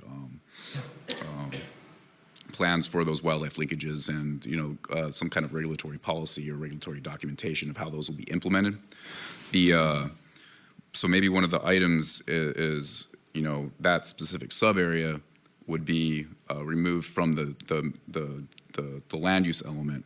But I would say on the open space element, it would be something that we definitely want to locate within the general plan itself, so that not only that those future in 5 to 7 years, when maybe we're not all here, that we have staff that knows that these areas need to be utilized as open space. They can be developed for the 1 unit to the acre as per statute. The conservation areas or the wildlife corridors, again, are already in the document. We'll already be making those regulations. We'll be going through the public process. So, if that's a concession that the commission would be interested in, I think on a staff level, we'd definitely be interested in that as well. But again, going back to the open space piece, I think that's something that, it's fully up to the commission, and the commission has the ability to remove that. I would say on a staff level, for us to do development and us to basically review developments, that it provides some clarity on what we would look at through those development plans. Yes. Mr. Chair, I have drafted a motion that I would be happy to propose for you all once you decide whether or not you would like to remove one or more of the sub-area plans from the proposal, the proposed amendment to the general plan. I think we probably need to split the two items, the character area and the open space, and get a sense on the commission. I don't know, do it by a hand vote or whether we a motion to include it in your general? How do we want to do that? Mr. Chair, I would propose that you should do two motions rather than do a hand vote. Okay. And so I guess the first, I have Mr. another Keating, question of Mr. Bliley. where we get there? Your question is, why do you look like that? What was that look on your face? I'm looking at you, I'm not looking at him. He's I jumping want to up and address the down. open space area real quick. I mean, I think it's, I don't want to, I think it's disingenuous to say that you can't protect open space if you don't show open space on every wash corridor. Up until this year, there's been no open space designations over the wash corridors. The 2035 plan was adopted last year. There was a committee that sat and reviewed that plan for, I think, about a year before it got sent to the voters. I beg to mention that I'm sure they considered open space when they adopted that plan. I'm sure they didn't say the city of Surprise is going to now grow without any open space in the future. And there was no open space thrown on every wash corridor. There's open space regulations in the SUDC. Everybody who comes into the city of Surprise has to provide 10 to 20% open space on every piece of property they develop. So whether or not you put it on every wash corridor, you're still going to have open space. So, you know, the city of Surprise has developed for a long time without putting wash corridors with every open space. And I think if you look at most general plan maps in most of the cities, you're not going to see open space on every wash corridor as what's being depicted in this general plan. This is the most egregious I've seen in any valley city. So I don't think that's going to eliminate the ability for staff to program open space. I don't think it's going to eliminate the ability for staff to purchase open space in the future. It's always for sale. There's a trails map that goes through the entire city. The staff knows where the trails need to be, and frankly, they're not on every one of those open space washes. So if there's trails of very significant importance, maybe connections to Micmican Trail or something like that, staff has the ability and the city has the ability to go out and purchase any of those, whether or not it's been shown on the map as green. So I just want to point out that the existing map that went through a lot of vetting process, that went through a vote of the people, does not have open space on every wash corridor in the city of Surprise. Chair and members of the commission, the one item that I would like to bring to your attention specifically is that it really depends on where the city wants to see these open spaces. We are not asking for more percentage per se. We have ordinances in place that require a certain percentage, but it's how that certain percentage of open space is allocated. In the general plan, if it's the will of the commission and the council and the vision of the future that we want to preserve these wash corridors as open space, then those open spaces would be counted in the future for future development of those properties. So instead of just sticking a couple tot lots here and there in and around a property, they would consolidate their open space within that wash corridor. That wash corridor would then be allocated for their percentage of open space. So it really is kind of a visioning of what the commission and council would like to see and the citizens would like to see of the community. What we're hearing is protect the wash corridors. So as such, we've included the wash corridors as open space on the plan. So what that allows staff to do is say, when a developer comes in with a wash down the middle of his property, that we would like you to concentrate your open space within that wash corridor. Thank you. I would like to make a motion, this is to split the two items and see whether they get rolled into the full motion we go forward. So the first motion would be to eliminate the character area designation for, I'm not sure what the... It would be the, if you're talking about the wildlife linkages, it would be the wildlife corridor sub-area. Wildlife corridor sub-area. Could I have a second? I second. Any other discussion, or let's take, so this is to eliminate that one category in the plan. Basically the crosshatch. Okay. Please vote.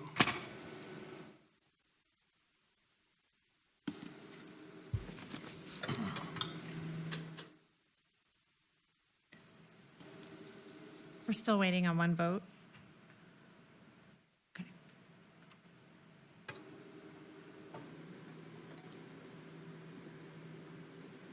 Motion passes, 7 votes in favor. Thank you. The next motion would be to eliminate the open space category in the plan. you're jumping into. And I think on the rest of them, we'll have to do a roll call, a vote. We'll formalize it all.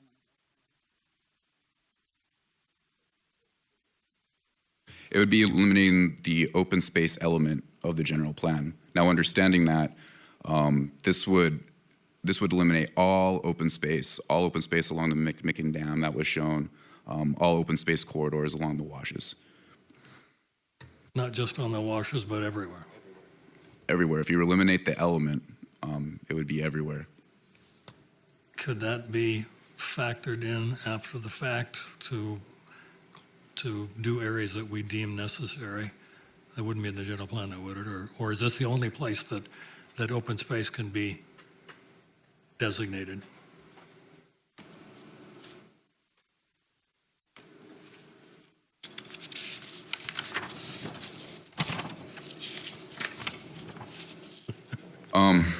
If we ended up if we eliminated the open space character area, we would most likely have to come in for a major general plan amendment next year to implement any type of open space on the plan. The open space goes much beyond, the open space areas along the washes goes much beyond the wildlife corridors. And I don't know if we could I don't think we could pick and choose. It would be kind of, I mean,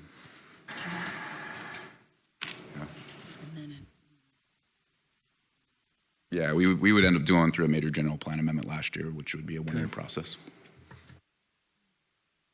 Is there any benefit in continuing this and hashing things out, or should we just go ahead and let Donna respond to that? Mr. Chairman, if I might recommend, what you're asking for is a very technical amendment. And there really isn't time to continue this, to come back to the Planning Commission, since we're so late in the year and it has to be done this year. But what you could do, I'm trying to come up with a compromise to meet what you're looking for, and that might be to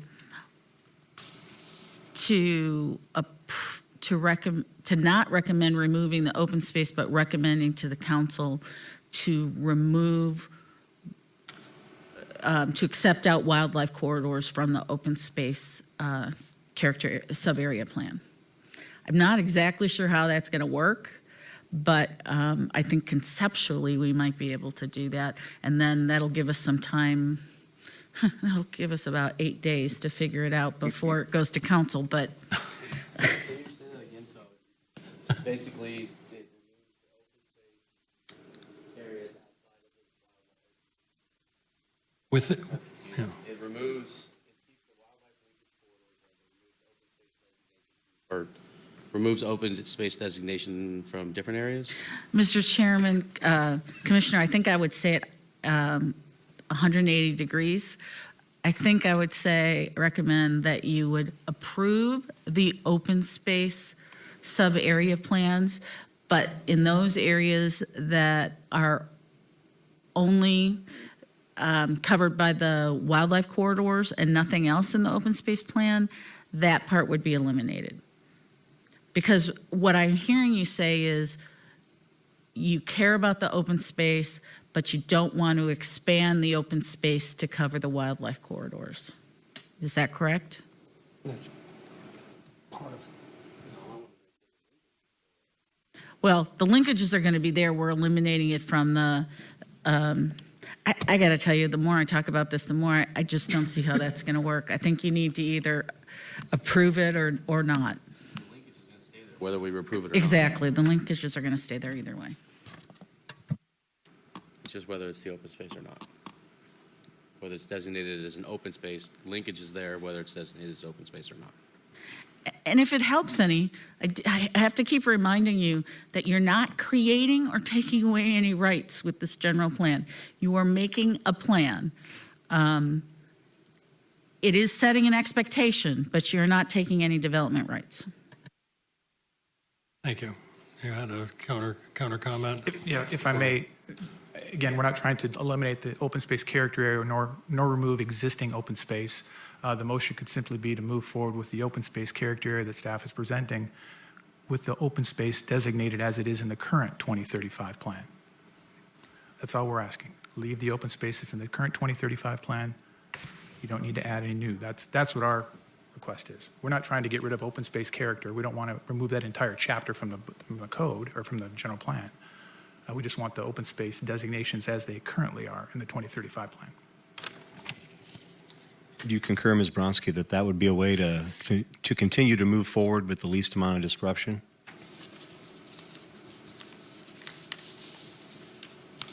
I'd like to get Eric's take on his comment about Chairman, Commissioner, I'm not going to make the value judgment about the amount of disruption that might occur, but I think that we could fashion. I think we could fashion that to limit the open space character area to only those areas currently designated as open space in the 2035 plan, and that could be a recommendation to council. Josh would like to comment on that. I see. Oh, okay. Mr. Chair, members of the commission, as part of the implementation chapter, as I had highlighted at the beginning of my presentation, where we addressed the definitions of what would be a major and a minor amendment, having a land use of one land use character area and trying to move to another land use character area would trigger an amendment of some kind. If it's within the development types underneath of a character area, there would be no amendment process required. And I just want to point out from a procedural scenario, if this were approved with the open space designations as identified on the land use map, property owners and developers would be allowed to apply for a minor amendment of any open space designation under 160 acres to another land use character area, and it'd be a minor amendment that would not take an entire year process. A recommendation from staff may be to amend that number so that to not trigger a major amendment for the smaller developers, the smaller coalitions of property owners that may be just over the 160 mark if that number seems too small. But the opportunity for a landowner to go from an open space land use designation to a different character area land use designation is allowed within our implementation chapter of this element when the development time, when it is time to possibly develop or gain entitlements with that on that property.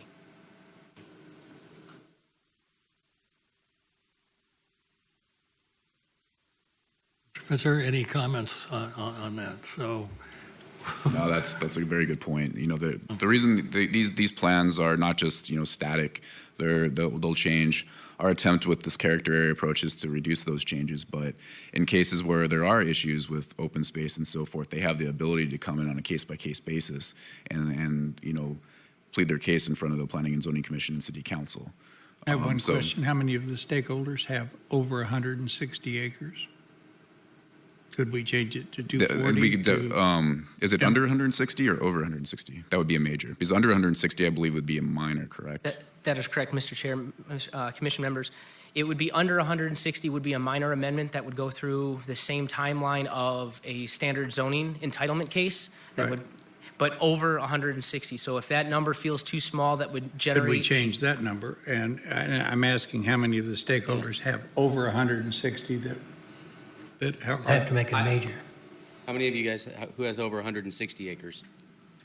I don't have a spreadsheet, but I would guess less than 10% of the 68 acres. Yeah. 60 or I thought you had I think if you're looking at 160 just acres. 160 acres of open space, there's probably very few landowners that have 160 acres of open space because that's just the answer to the question. Yeah. It's just the open space. So you have to have over 160 acres of open space, not just total 160 acres. 160 acres of open space. Right. Very few. Zero. That would require the major amendment. Yes. Even if you had 1 acre of open space that you wanted to change to a different land use category, character area, I think is what we're calling them now, that would require a minor general plan amendment, which is the same as a zoning process. So it's a 6-8 month process. You just can't. If it's a major amendment, you can only do it once a year. So. I've seen one person raise their hand and said they had more than 160 of open space. No? No, zero. Oh, state land. State land, okay. You do. For the record, I stand corrected. Is what we're attempting so far with the language that we're proposing here, does that address Mr. Martino's concerns?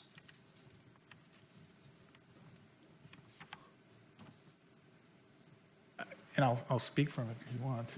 It does not. If you put the open space on his property, as I pointed his example out, he would need to then go through a general plan amendment in order to develop the way he can now. So he doesn't even have a wash running through it. So I'm not sure why there's an open space corridor running through here, but there is on the map. But yes, it would require another level of public hearings and entitlements and neighborhood comments. And, just because it's a minor amendment doesn't mean it's a slam dunk. Your point of view is that because someone with that particular parcel would have to jump through all those hoops and go through all those procedures, it devalues his land. Right. And if the person who had a 404 wash on their property, even though it wasn't designated as open space, they still couldn't develop in it. It's going to be open space. So as Eric pointed out, if I have 40 acres with a 10-acre 404 wash running through it, and I need to provide the city with 15 acres of open space, yeah, that 10 acres is going to be open space because I can't develop it per the Corps of Engineers. It doesn't need to be green on the map for that to happen. Your property's at 219th and Deer Valley, you said, sir? There's no open space in Danny Martinez property. Not overlap with a... We need to have you come to the microphone and speak because we can't get a record of your comments, please. I was just asking what if you're standing, is it northeast, southeast, northwest of that corner, even though there's not a real road? It's the northwest corner of Deer Valley. You've got the water tank on. Yeah, he's got the stock tank. So you've got the wildlife linkage corridor, the 500-foot buffer, I guess the floodway, and then the two red 100-foot buffers, and then you got the green 900-foot buffers that encumber all of Danny's property. We talked about this on the 18th. So this is one of those bizarre and arbitrary situations where the wildlife linkage corridors don't overlap with the open space corridors, which no one can really understand because it seems to me, while this was well thought out, there were some errors in execution. So, again, in this instance, there shouldn't be Danny's got a letter from the U.S. Army Corps of Engineers. He doesn't have a jurisdictional wash. So there shouldn't even be a wildlife linkage corridor on here. This is something we can address in the next step through the SUDC code. But there's no open space corridor that mirrors this particular wildlife linkage corridor. Keating, anything more? That makes sense to me. So what can we do to address these issues now?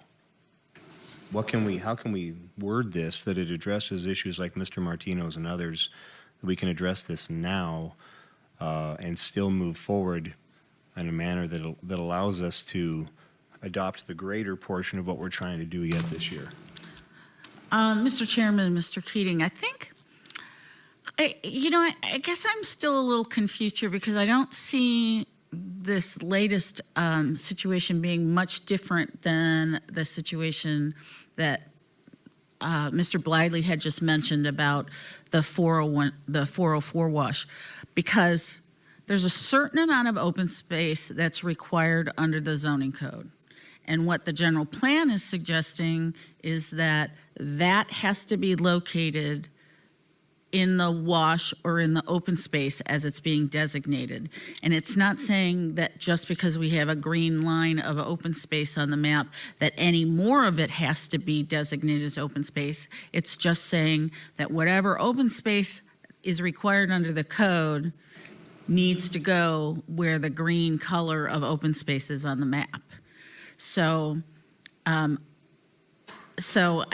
that's where my confusion is, because the general plan is not saying there's any more open space required on any parcel than is required today.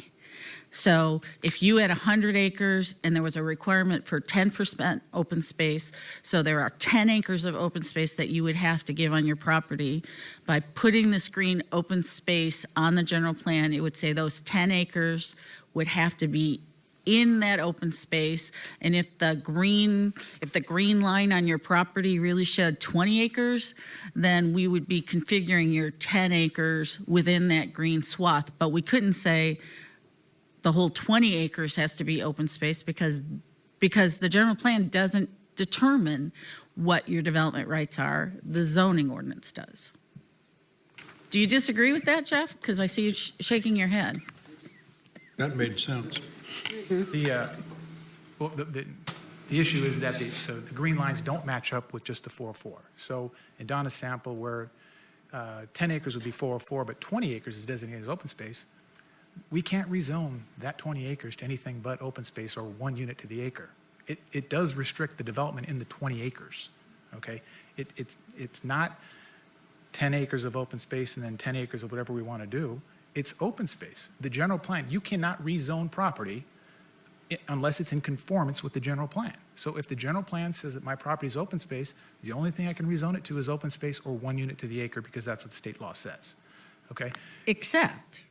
Except if you're coming in for rezoning to change what your development rights are on the property, at that time you could also be concurrently processing a general plan amendment. I agree with that statement, that we can go through another step to then amend the general plan. My point is that I don't know why we need to put in an additional level of oversight, an additional level of bureaucracy in order to get to where we want to get to, which is now we have to do general plan amendments every time we want to do a development, where if we just left the map as it is for the most part, the open space is going to dictate itself when we come in to develop. It doesn't need to be delineated. And I would say that currently the way we process projects, which you saw on Verdugo, is that we take major general plan amendments along with zoning, along with preliminary plat. So the extra step is just one extra vote at a public hearing on the same meeting to the Planning and Zoning Commission and City Council. So extra step is, it's one extra motion by each public body. Okay, thank you. As a land broker, I'd like to hear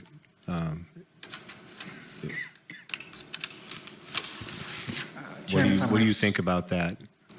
I mean, Well, again, it's another step in the process. The general plan designation on the land use map, if you want to deviate from it, as you guys are well aware because you process these all the time, it's a minor plan amendment or a major plan amendment. So it's just another step in the process, another hurdle.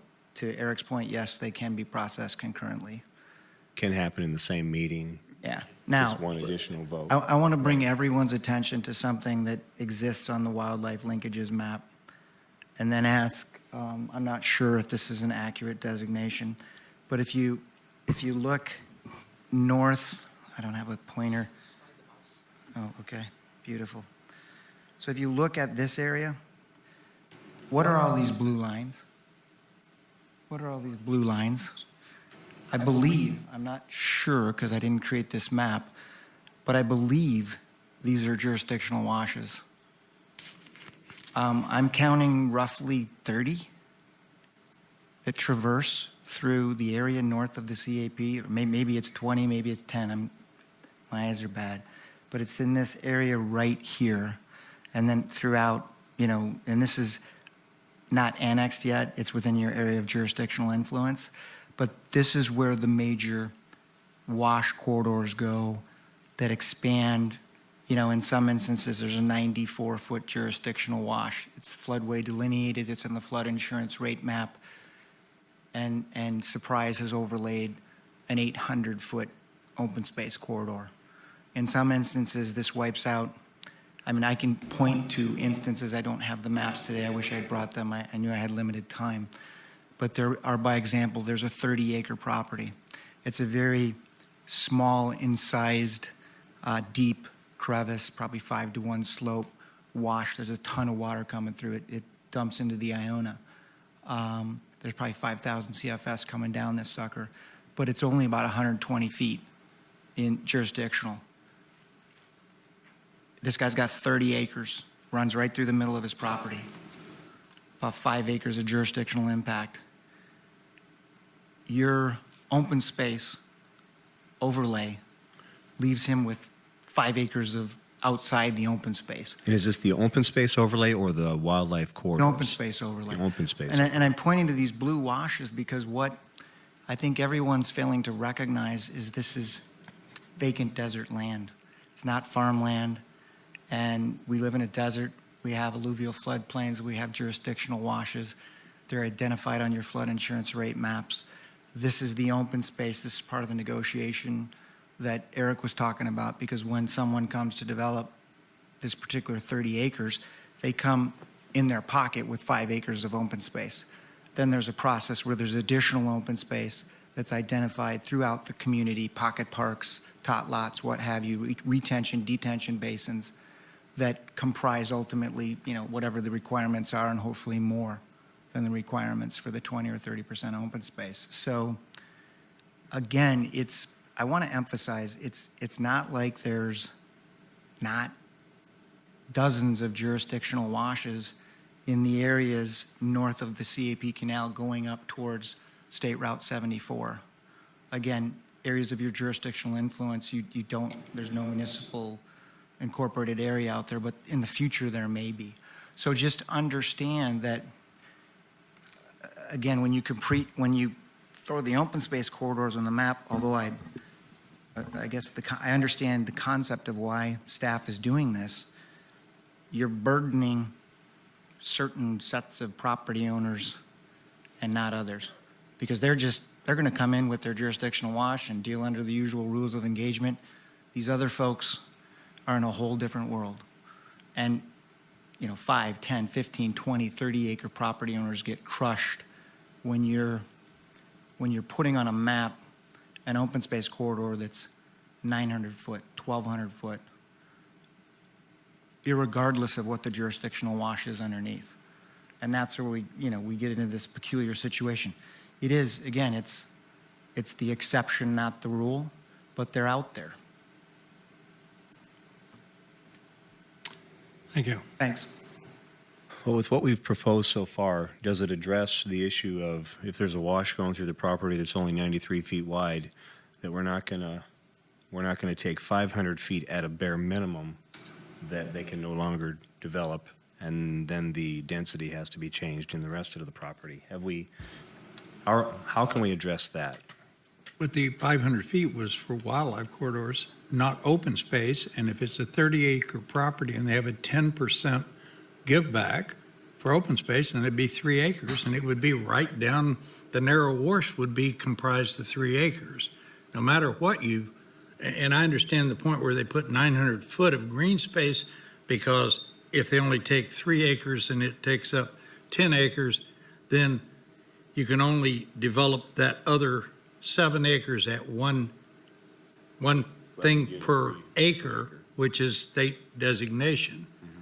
But they also could come in and request a zoning change, and we could then handle it through a major or minor amendment when we rezone it. So it wouldn't necessarily limit them to one property per acre for that 7 acres. So, but it would require a major or a minor amendment, which we handle almost on every rezone. So that makes sense? Yes, I think it did. I think that did make sense. So what did we accomplish with the first amendment then that we already passed? You removed the wildlife corridor sub-area plan, or sub-area section of the general plan, off the general plan map, or land use map. The hash marks? Yes. Designations, which we're not sure if they're still the corridors that, without any updated data from, Game and Fish, that was proposed in 2011 as far as where the game was migrating. They could have moved, and to Matt's point, there once was 1,000 deer and now there's 200. Maybe they're migrating differently, and I would like to see, before we put any corridors down, new studies from Game and Fish as to where they're now going. Because they might, if you've got a diminished number, they may be changed. Good evening, Mr. Chair and Commissioners. My name is Dana Warnicki, and I was here. I had the privilege of working with the city previously during the adoption process of the wildlife linkages. So I would like to answer some of these questions about the current population and the questions that you've just raised. One important point to clarify with our mule deer in the white tanks is they are resident mule deer. They're not migrating in and out. And so the study, which the linkage planning provided a big foundation, the actual biological data underneath the recommendations, is really showing you how our current resident mule deer herd uses the habitat that's currently out there, the undeveloped habitat. And so I wouldn't expect major changes in their current distribution patterns. That isn't something that happens abruptly. We know that the mule deer herd is out there and alive and well, and I did receive a request from Commissioner Keating to get some updated survey data. It's an extremely dangerous area for the department to survey because of the power lines around the mountain and the topography of the area, so it's not annually surveyed. The most recent survey, according to our game specialist, was a couple years ago. He is preparing that information for you. It just because of the timing of the request being just a day ago, we couldn't provide that for you for tonight. But certainly we're interested in continuing to provide the best information available. We don't survey all different wildlife species out there, unfortunately. I mean, it certainly would help in your planning. And certainly the significance of what Surprise did several years ago in adopting that corridor is really quite precedent setting. It's quite forward thinking. At the time when we came to the city, we being the Arizona Game and Fish Department are engaged in linkage planning all across the state. And for us, we're looking at the needs of wildlife for the future across the state.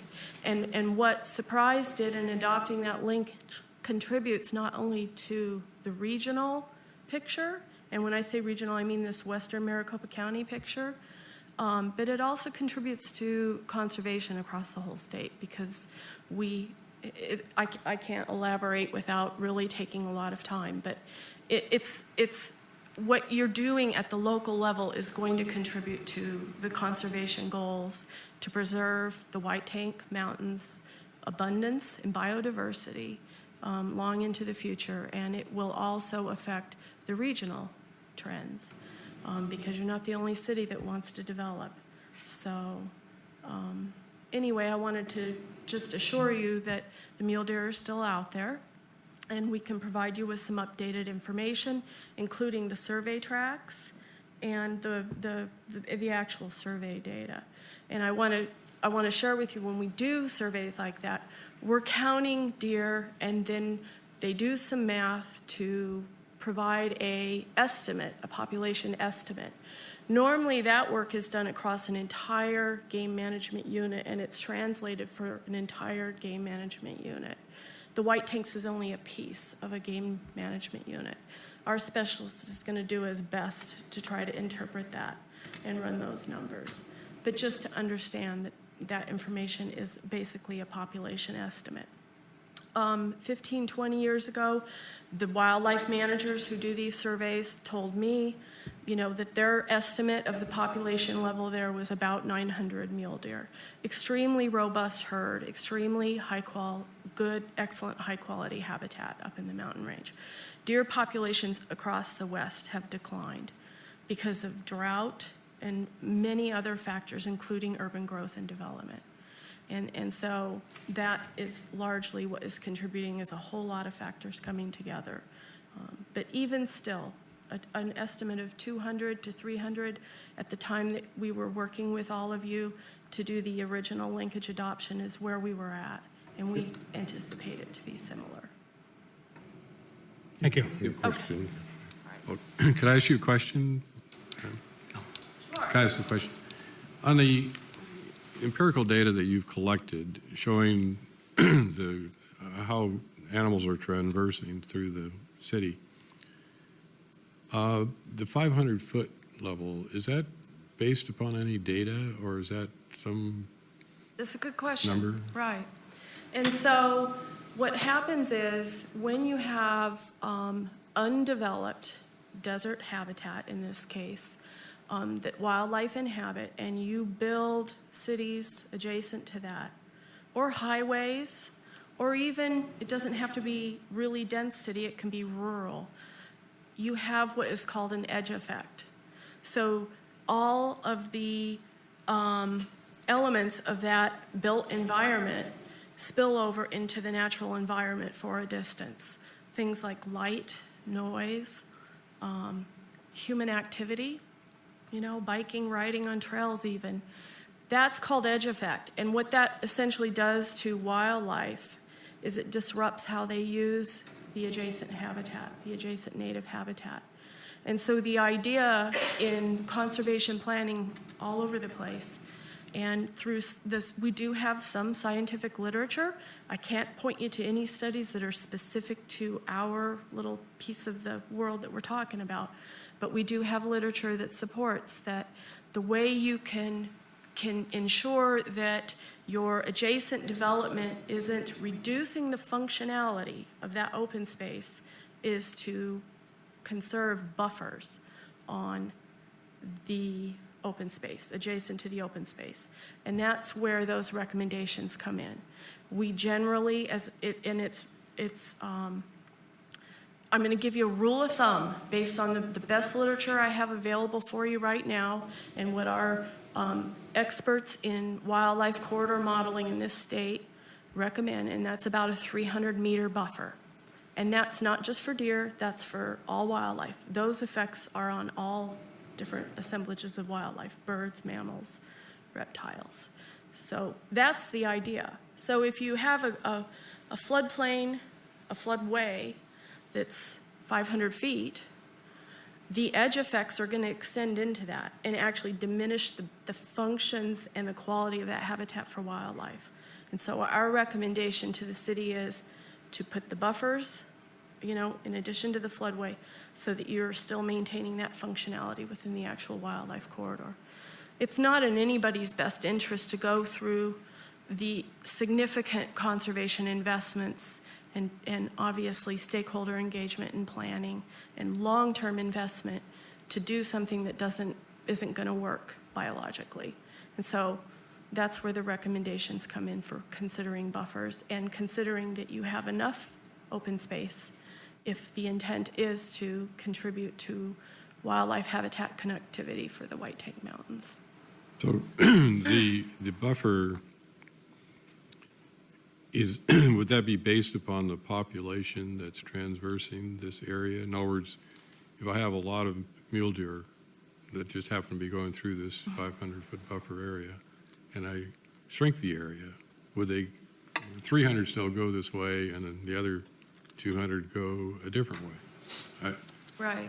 I don't understand. What we would try to recommend to you is conserving wildlife corridors that we can reasonably predict the species we'll use.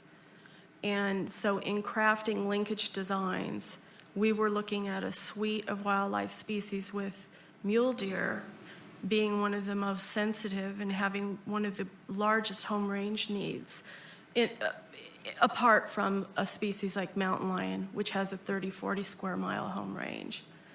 And so looking at our white tanks mule deer herd and the research that we've talked about that happened, that was funded actually by a group of developers west of the White Tank many years ago, we learned that the average home range width for mule deer bucks in the White Tanks is 3/4 of a mile.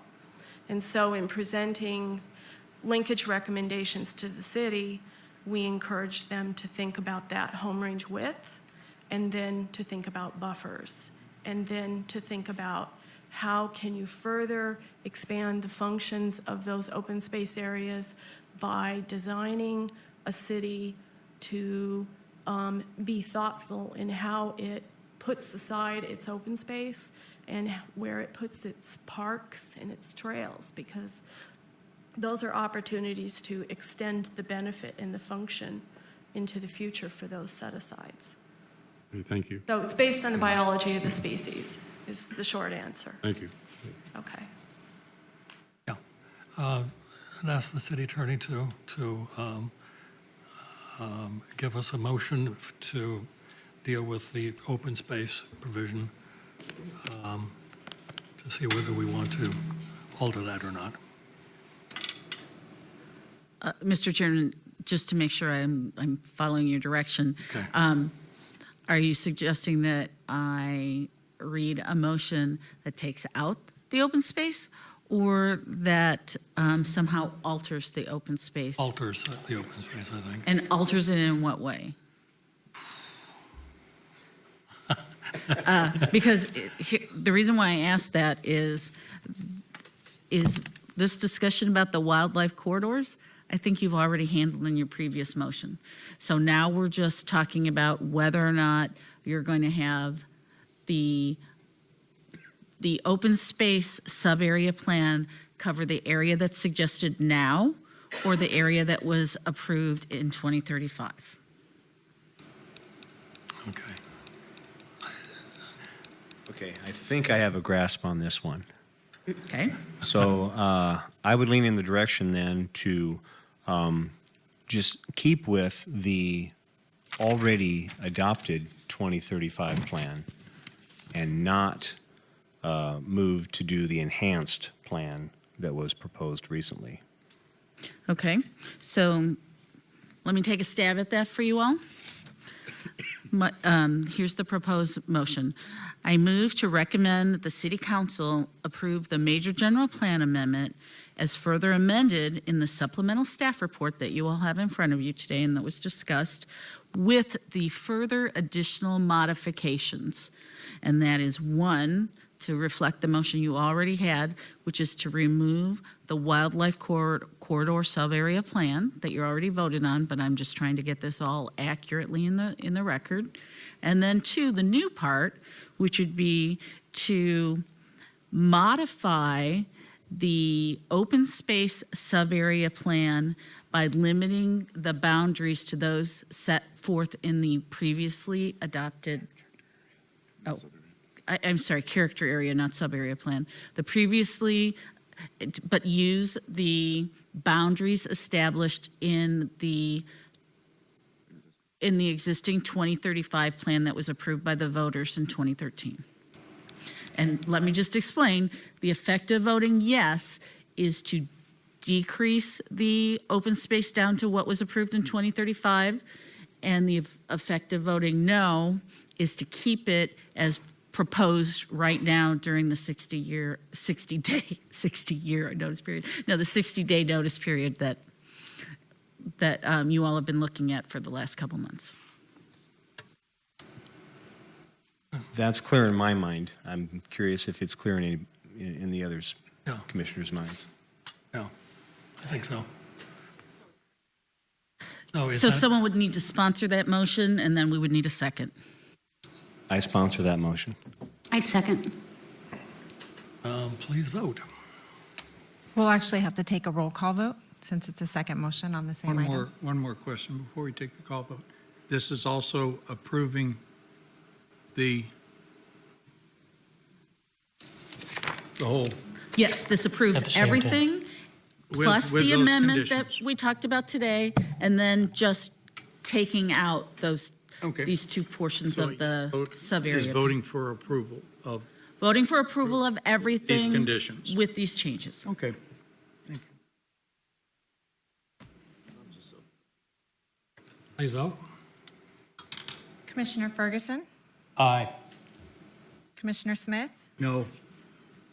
Commissioner Martin, Aye. Chair Summers. Question, if this is voted down, do we go back and work just the first motion that we approved? If this is voted down, Chair, I would recommend that we do propose a modified vote, because if you vote this down, then we don't have any motion that is approving the general plan at all. So if this doesn't pass, I think we should reformulate another motion. Okay. I'm yes. I'm sorry, yes. Yes. Vice Chair Chapman? Yes. Commissioner Hoyler? Commissioner Keating? Yes. Motion passes, 6 yes votes, 1 no vote. Okay, so there's an agenda here. Next item is a discussion and consideration and action to appoint a chairperson for the Planning and Zoning Commission. And, the first thing we'd have on that is motions to elect a chair, and I would like to start with making a motion to elect Vice Chair Chapman to be chair. I second that motion. This can have additional motions. Could we have any additional motions that are coming forward? Additional. Okay. I agree. Okay. Chairman, members of the commission, there's one item that we'll need to address. Under the code last year, under boards and commissions code, there was a change that vice chairman and chairman would be appointed in July of each year. So this appointment would be for up until July, where we'd have to come back and have a new election for chair and vice chair, just FYI, because of the code change. See, no other nominations? No other nominations? Please vote.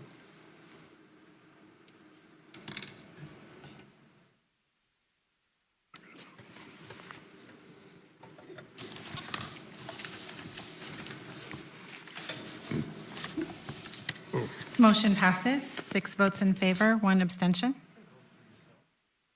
Oh, you could have done that. I would have done it.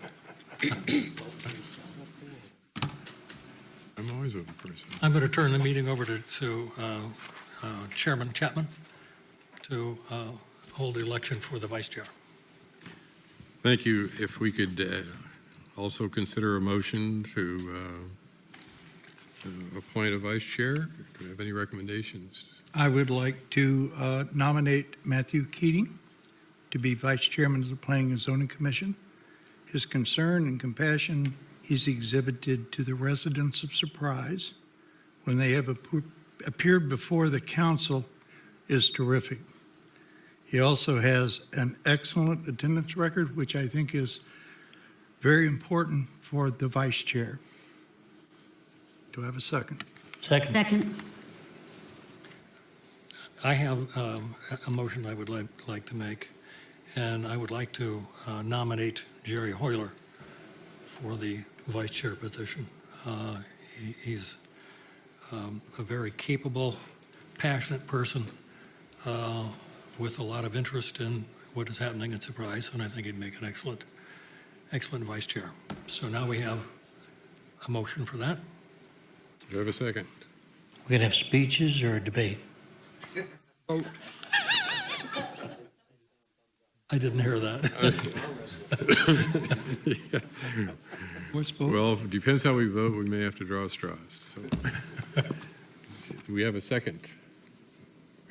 Did we get a second, Madam Secretary? Or Mr. Commissioner Hoyler?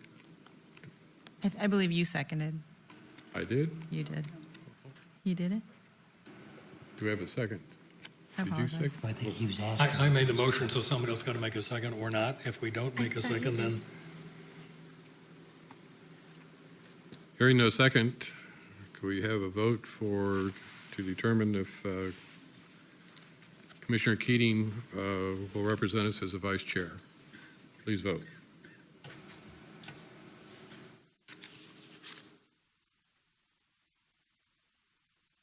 Gotta get a second. Still waiting on 2 votes.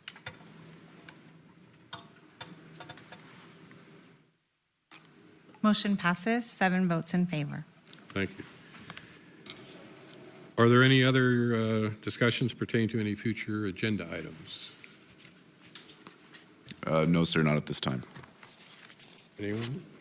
Thank you. If we will adjourn the meeting.